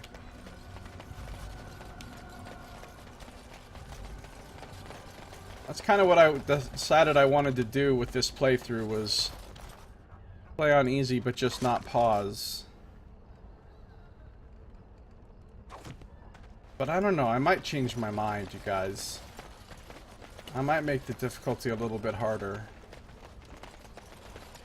No, I don't think I will, because I'm trying to get through this playthrough quickly so I can get on to Dragon Age 2 and 3. So I think I'll just leave it on easy, because I've already beaten this game twice on Nightmare difficulty. As you say. And it is much, much, much, much harder than this. What is up, Boss Pie? How you doing? All hail Moo, says Boss Pie. And gives me a bit. Thank you for the bit. Quest updated. Just as Felix promised, there is a golem in the village of Hanleaf, standing motionless in the village center. Perhaps some villagers have survived the Darkspawn attack and can be convinced to shed further light on the golem's origins. The Darkspawn have sensed us.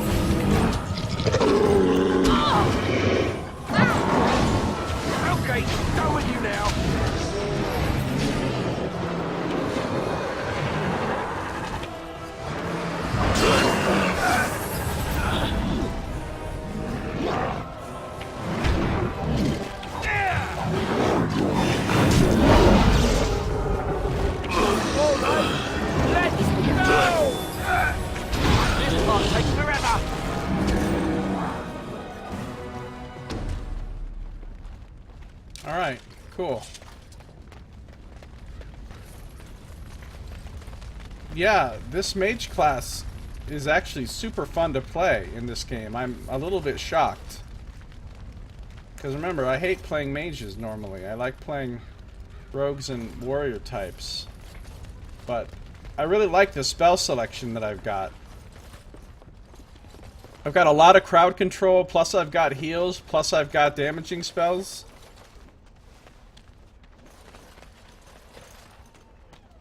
Just making sure I didn't miss anything. Can't believe there are people who've DM'd before who like advancing casting. Yeah, some people really love it. I've always hated it. I've hated it since I was a little kid.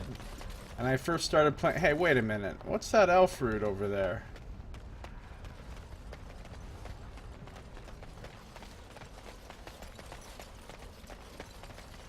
No elf fruit left behind, you guys.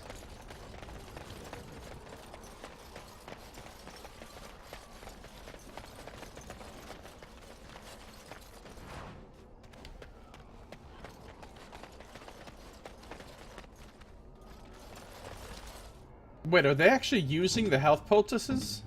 Yes. That explains why I'm not needing to heal them that much. They're actually using them. Oh. So things aren't as easy as I thought they were. If my party members are using health poultices, a bunch of them apparently, because we're now out of the lesser ones. I am ready. I don't know if I really want them using them. Now that I think about it. Maybe when they get underneath 10% health. Because I'd rather be healing them myself. I mean, I have heals. But that means I have to be paying good attention to their health. Which I kind of try to do, but maybe not that well. I think you're making a Red Alert reference, but I'm not actually sure. I never played Red Alert. I remember when educational reform and fixing No Child Left Behind was a major issue in American politics. I don't really remember that too well, but I never really paid that much attention to politics or government. Hey, here's a note. I shall do it. New Codex, a note from Honleith Village Council. Mistress Matilda, the council has unanimously agreed to put you in charge of the decorations for Honleith's upcoming harvest festival. We all adored what you did with the village for the winter solstice. As usual, the statue must be adorned with items that capture the essence of the season. Iris kindly offered the use of her wide-brimmed straw hat with the berries and daisies, and would love to see it on the statue. Farmer Goodman will also donate some of his baby pumpkins. We think a garland of small pumpkins and ribbons draped about the statue's shoulders would be lovely. Poor Gollum. Whatever you decide will be splendid, I'm sure, and we're all looking forward to it. Councilman Murray. So they decorated this Gollum, which is apparently frozen there, with all sorts of nonsense. It's a dead villager. As you say. With a bloodied bronze key. Dried blood clings to this heavy iron key. You found it in a Honleith tucked into the pocket of a dead villager. Well, we did find a chest that needed a key. So maybe that's what this is all about. It shall be done. Yeah, anyway, even when I was a little kid, started playing D&D, I hate advancing casting. Allow me. I could do that for you. Alright. I shall. Ooh, fire arrows. Don't we have a lot of those now? Well, oh, we have 14 because we have a stack of 99. Alright, she's gonna go ahead and equip those then. +2 fire damage with her. With her shots. Since we have so many. Basket of birdseed. There's a door we could go in. Wilhelm's cellar. Here's a broken chest. As you hold this crystal close to your ear, you can hear a crackling and humming sound deep within. Those crystals are a special gear type that can only be equipped by Shale, since Shale can't use normal gear as you would expect, being a golem. Let's see if we can open Olaf's chest now.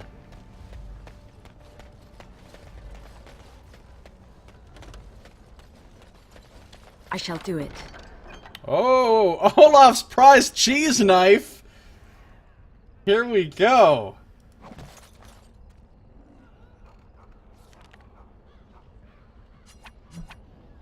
Another lightning crystal. The inscription on the blade reads, "For Olaf. Finally, a blade that's up to the challenge of one of your fine, firm cheeses." Oh, we got some cheese. I knew Nox was gonna say something about the cheese knife. Requires 24 dexterity. She could use this if I wanted her to. Oh, maybe she doesn't even have 22 dexterity yet. No, I guess she does. She has 22. It needs 24.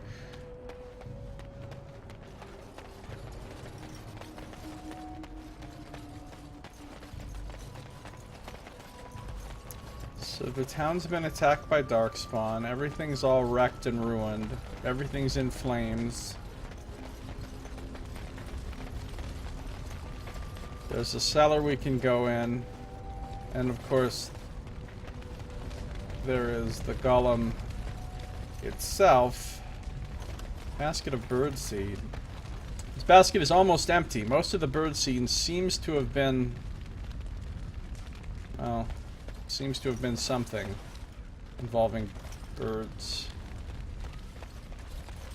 And here is our golem friend.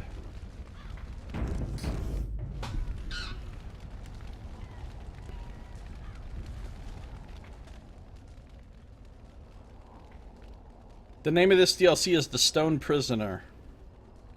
The statue appears to be inert. It looks like a golem, doesn't it? An actual golem, and not a statue at all. I wonder how it ended up here, of all places. On closer inspection, you see the statue is embedded with numerous crystals, some of them cracked, and maybe of dwarven make. Dulafgar. Nothing happens. Apparently either the rod is not working, or the code word is incorrect. Of course it doesn't just work.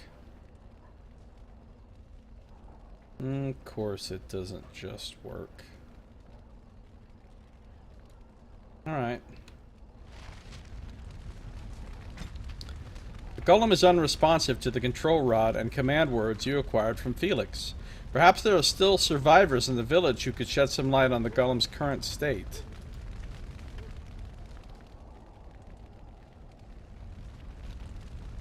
Well, there's only one place we can go. All of these buildings are inaccessible to us except for this crazy tower.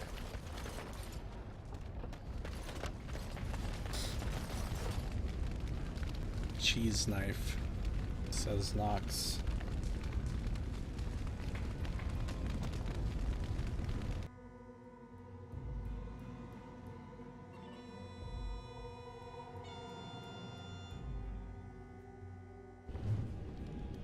Wilhelm's cellar.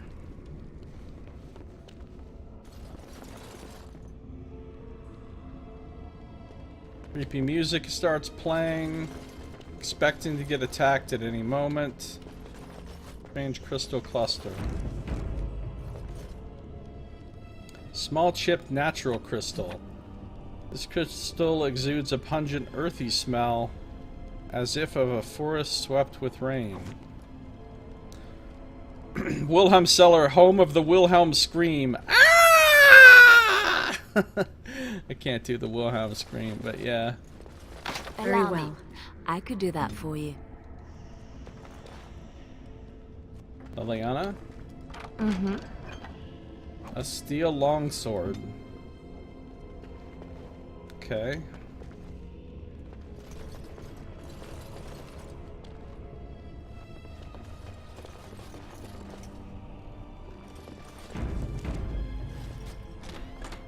Quick save, actually quick.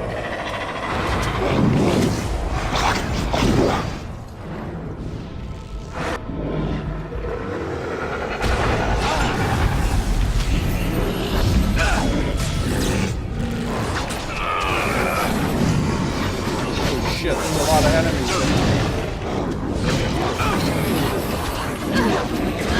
You should run while you can. You forced our hand. I'll try to be merciful.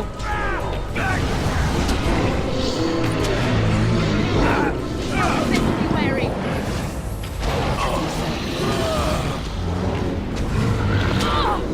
I'm out of mana. There is no glory in hunting.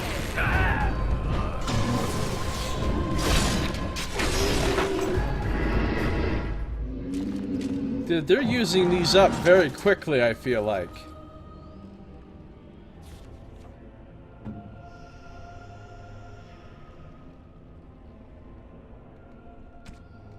Let's just try disabling that and see what happens.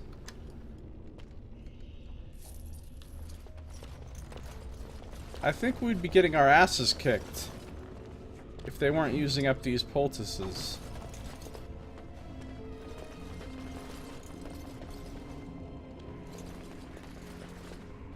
Charred corpse. Lesser elixir of grounding.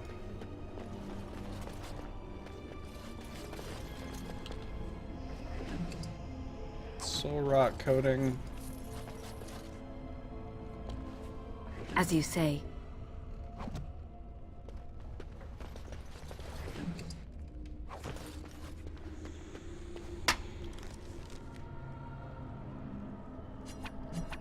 A flask of clear blue liquid. That doesn't look blue to me.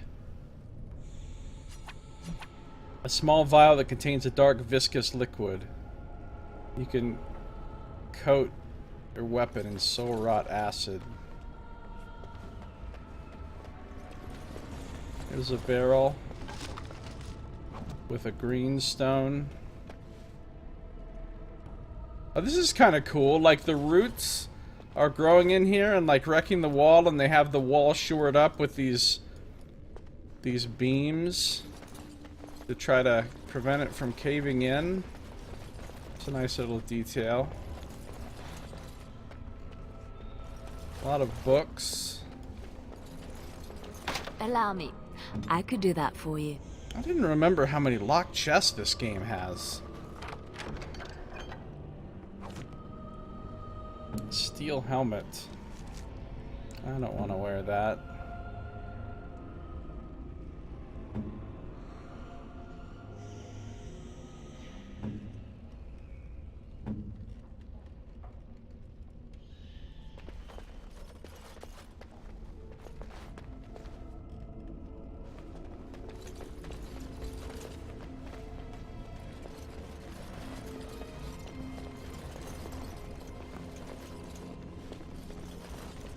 Wilhelm's Special Brew.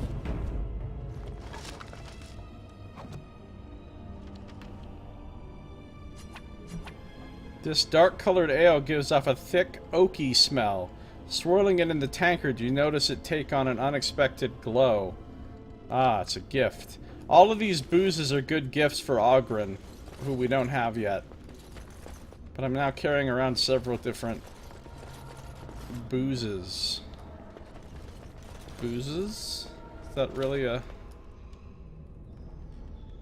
There's some fighting going on up ahead.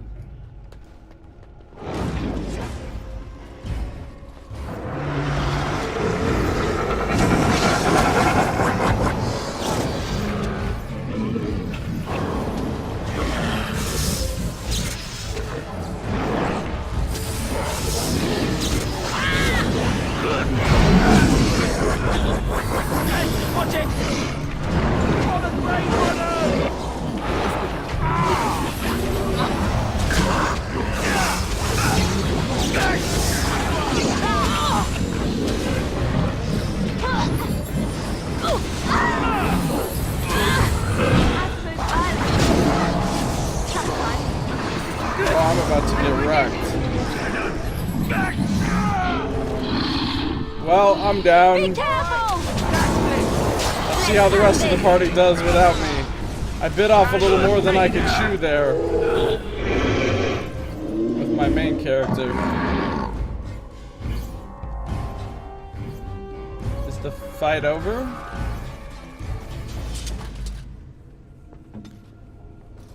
Do I have an injury now? I do. I'm coughing blood. Alright, I need to use an injury kit. Lesser injury kit.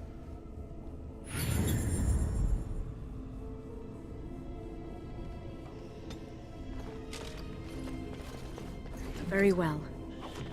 I got a little overconfident with what my character was capable of tanking.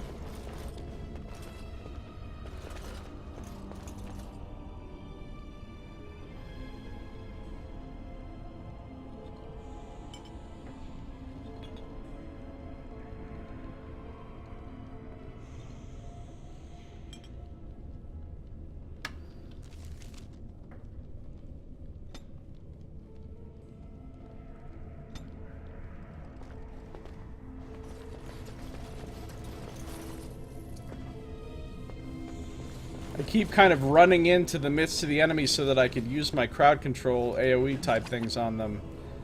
And that's not necessarily the best idea, as I'm getting kind of wrecked. Poultices. We have 4 lesser, 2 greater, 7 regular. DLC is actually pretty hard combat-wise. Yeah.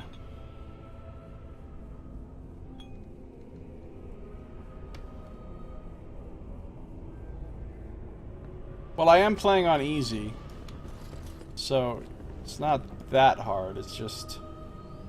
I mean, that time my tactics were just bad. I shouldn't have done what I did.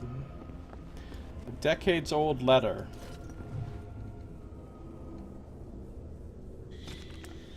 Madam, I can assure you that the Circle of Magi is not a sacrilegious institution, and that, indeed, we operate under the supervision of the Chantry.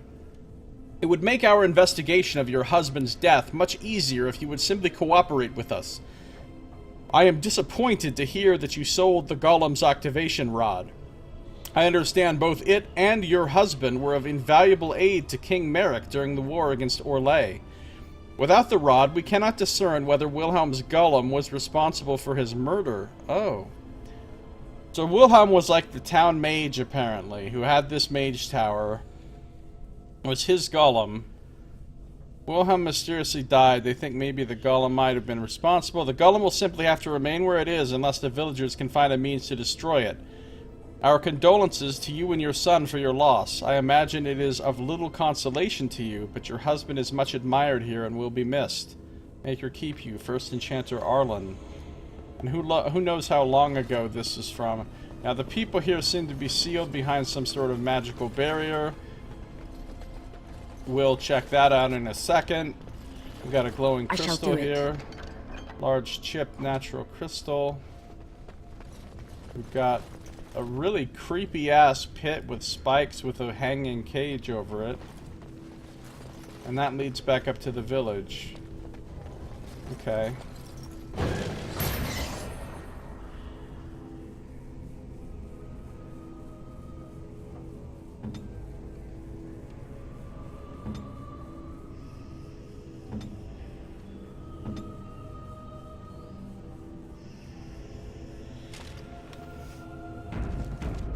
That's the first time I've had anybody go down in combat. The first time my character has, or anyone else, I think. No, I know. Magical barrier. By the Maker, we're saved! You weren't sent by the ban, were you? To save us?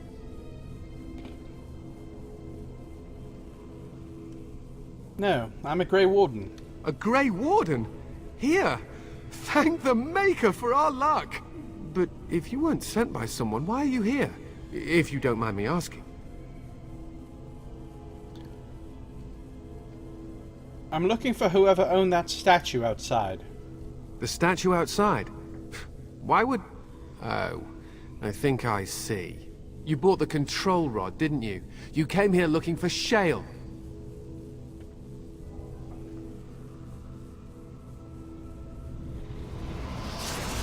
Oh, this guy's the mage.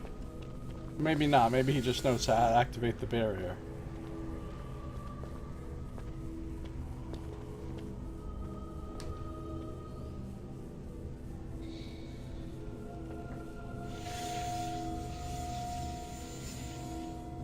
That damnable golem brought us nothing but trouble.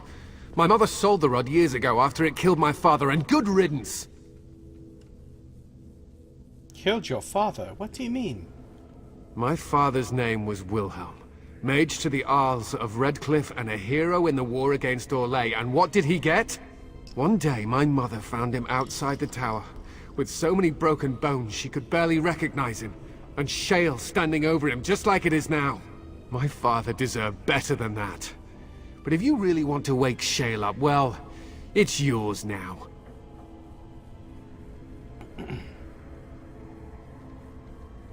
I'm curious about this place, actually. Where are we? This was my father's laboratory, beneath his tower. Or it was, anyhow. Look, I know you probably have more important things on your mind, but I really need your help. I know you already saved my life, and I'm grateful, but my daughter is inside the laboratory. She was afraid and ran too far in before I could stop her. I don't know how she made it past my father's defenses. One of the men tried to go after her. He was killed, but you could find her, couldn't you?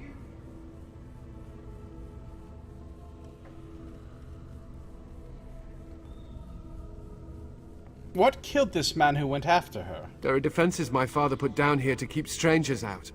I knew about the barrier, I had the key for that, but the rest of it, well, we never came down here. Ever.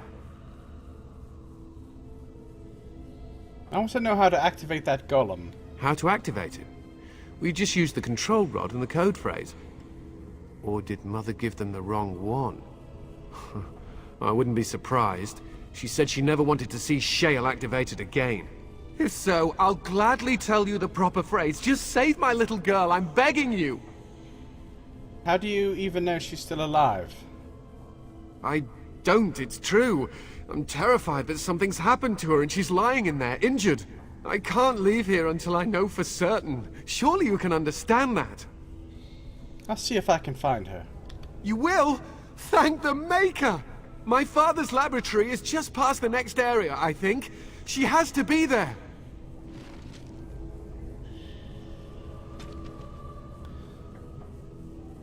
Find a young girl in the tower. Deep in the cellars of a mage's ruined tower, a handful of villagers have survived the Darkspawn onslaught, taking refuge behind the tower's magical defenses. One of the survivors is Matthias, son of the tower's original owner. Matthias begs you to rescue his daughter, Amalia, who ran deeper into the cellars and is now trapped behind further unknown dangers and enchantments. You have agreed to find her and return her safely to her father. Why won't she come back, or at least yell out? I don't understand! Can you tell me anything about the defenses? Not really. We never came down here after my father died. My mother was too frightened. The barrier was supposed to keep most people out, and those who got past it dealt with whatever lies ahead. I can only imagine what my father was doing that he needed to be so careful. I'm not sure I want to know. What do you remember about the golem? Almost nothing. It used to be bigger, I think. Aside from that, it was just a walking statue. Father said it talked, but I never heard it. Mother tried to have it destroyed, but no luck.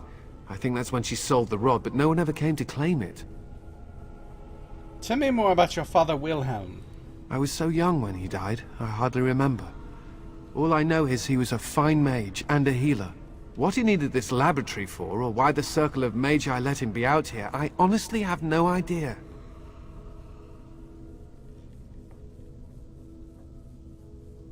I'll see if I can reach her. Please hurry! Alright.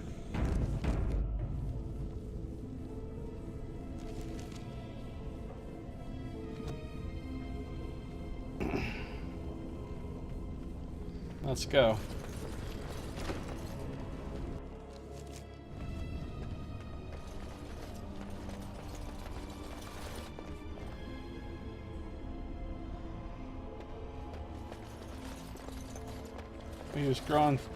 He's growing that death root down here, and elf root, all the roots.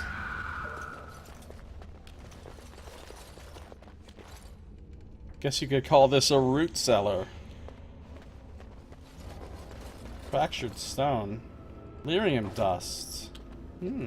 Suspicious.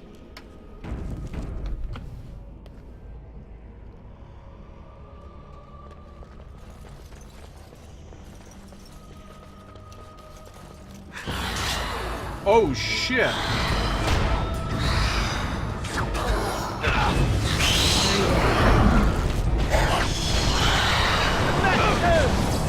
Very well.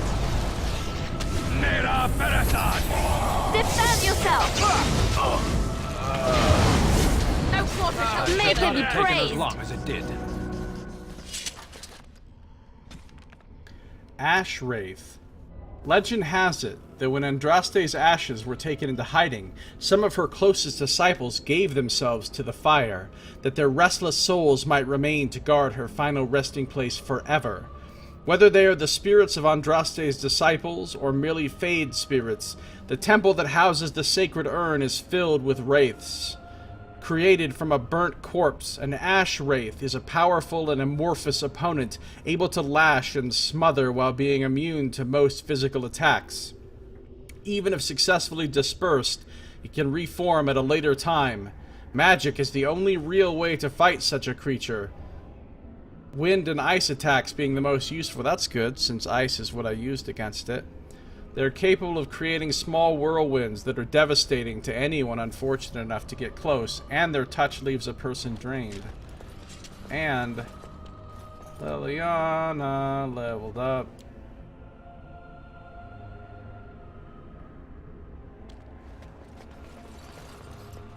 So there's a book, there's a chest. Oh, look at all this. Remarkable greenstone. Blue greenstone with a pattern like a turtle shell. It's a gift. Hey Liliana, I found something for you. Why, thank you so much. She liked it to the tune of 1. Harvest Festival ring. This wooden ring is etched with a simple vine and pumpkin motif. Oh, that's a nice ring. Warrior or rogue only. Gives strength, dex, and attack. Oh, I want Sten to have that, I think.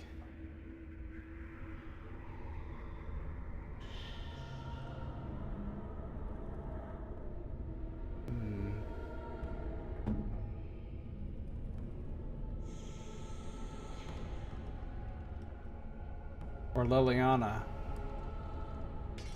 We'll give it to her, actually.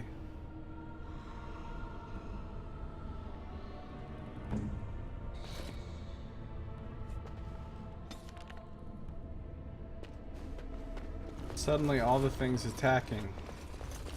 Yeah, Nox. Right away. Large shipped fire crystal. This unassuming crystal feels strangely warm to the touch. I like it when my crystals don't assume. This one thing I hate is some fucking assuming ass crystals. Greater warmth balm. This light balm attunes the user to the element of fire. An injury kit. And a journeyman flame rune.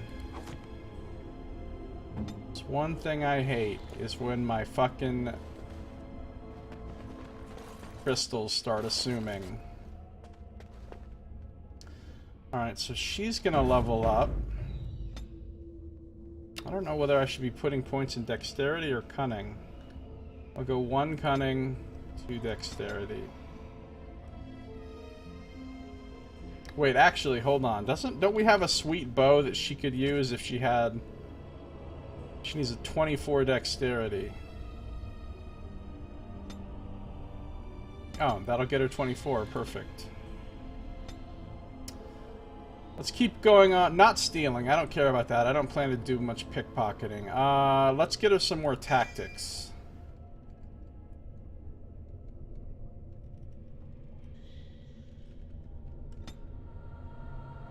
And she could get distraction. Disorient a target. Combat movement. Wider flanking area for backstabs. Deadly strike. Oh, she can get better at locks and traps. We're going to take that. Ooh, stealth.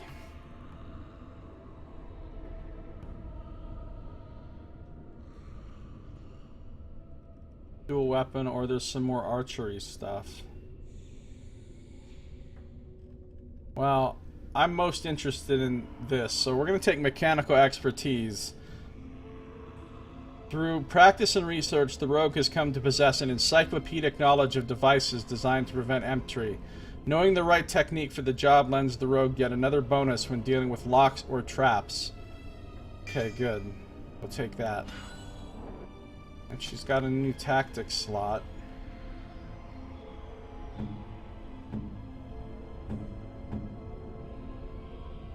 Which is good because she's got... Alright, pinning shot is on there. Dirty fighting is on there. Rapid shot is not. Crippling shot is on there. But below the belt...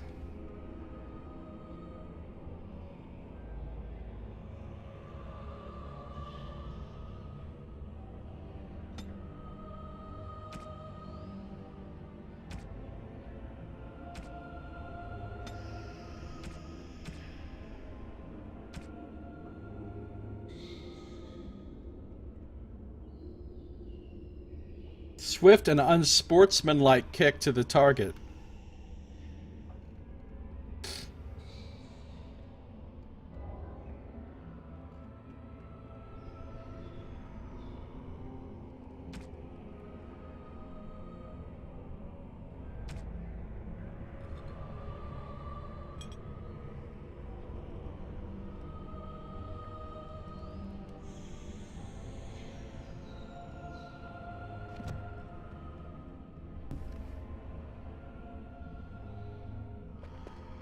Yes?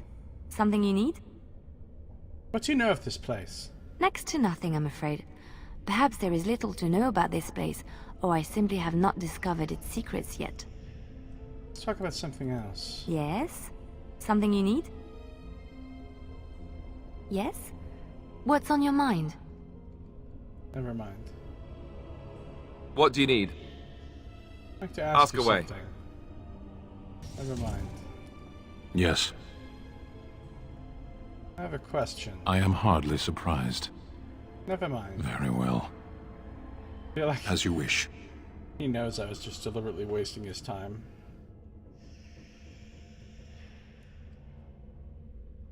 Alright, so we have a book here. The Journal of Enchanter Wilhelm. Ah! 13 Pluotanus. It'd be funny if we opened up the Journal of Wilhelm and inside it just said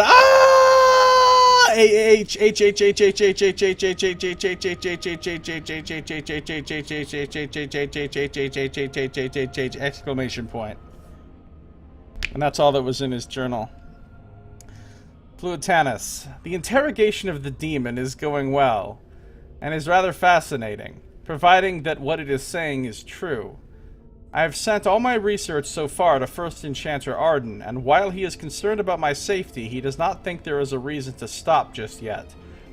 All I hope is that the Templars do not discover what I am doing. How will we ever find another way to deal with demonic possession if the Chantry does not let us research it? Oh, this sounds like... Okay, now we know why he died. Because he was researching some bullshit. Mages are like the scientists of fantasy worlds. They just can't leave well enough alone, and they always cause problems. 20 Eluviesta. Young Matthias nearly wandered down here again today, and this time I forgot to leave the barrier up. I believe I will key the defenses to ignore anyone of my blood. That's why the little girl is okay. I would rather have the boy stumble into the laboratory than have him killed by my forgetfulness. Poor lad, all he wants is to know why his father spends so much time beneath the tower. I will spend more time with him soon, I swear it. 28 of Eluviesta. Shale is acting strangely. I wonder if I should discontinue my experiments upon it. I am so near a breakthrough, I am certain. Ah, perhaps it is best if I focus on the demon. 2nd of Matronalis. The demon almost managed to get away again. Tricky. I shall have to be more careful. Young Eamon sent a letter asking me to return to Redcliffe. I shall have to consider it soon. That's now Arl Eamon. 11 Matronalis. Could it be? What an intriguing discovery, especially considering that the demon was attempting to keep me from it at all costs. Or did it lead me to that information by seeming to deny it from me? I must discover the truth. 19th of Umbralia. I think it is time to dismiss this demon. It is too dangerous for me to continue holding it, and I cannot discount the possibility that it is having some influence over the golem. Or is it my experiments? I will try to deactivate Sheo for the time being. I then deal with the demon once and for all. Let it end here. There are no further entries. In the Journal of Enchanter Wilhelm Sulzbacher.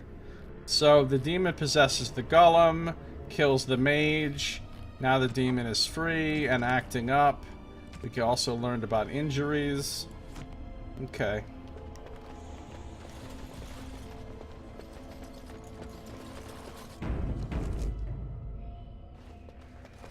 Before we proceed further into this cool little Wilhelm Cellar dungeon, I think it's time to take a super short break. If you're watching the stream, don't go anywhere because I'm not done playing. If you're watching on YouTube, this episode is now at an end. So thank you for watching. This has been Josiah Plays Dragon Age Origins.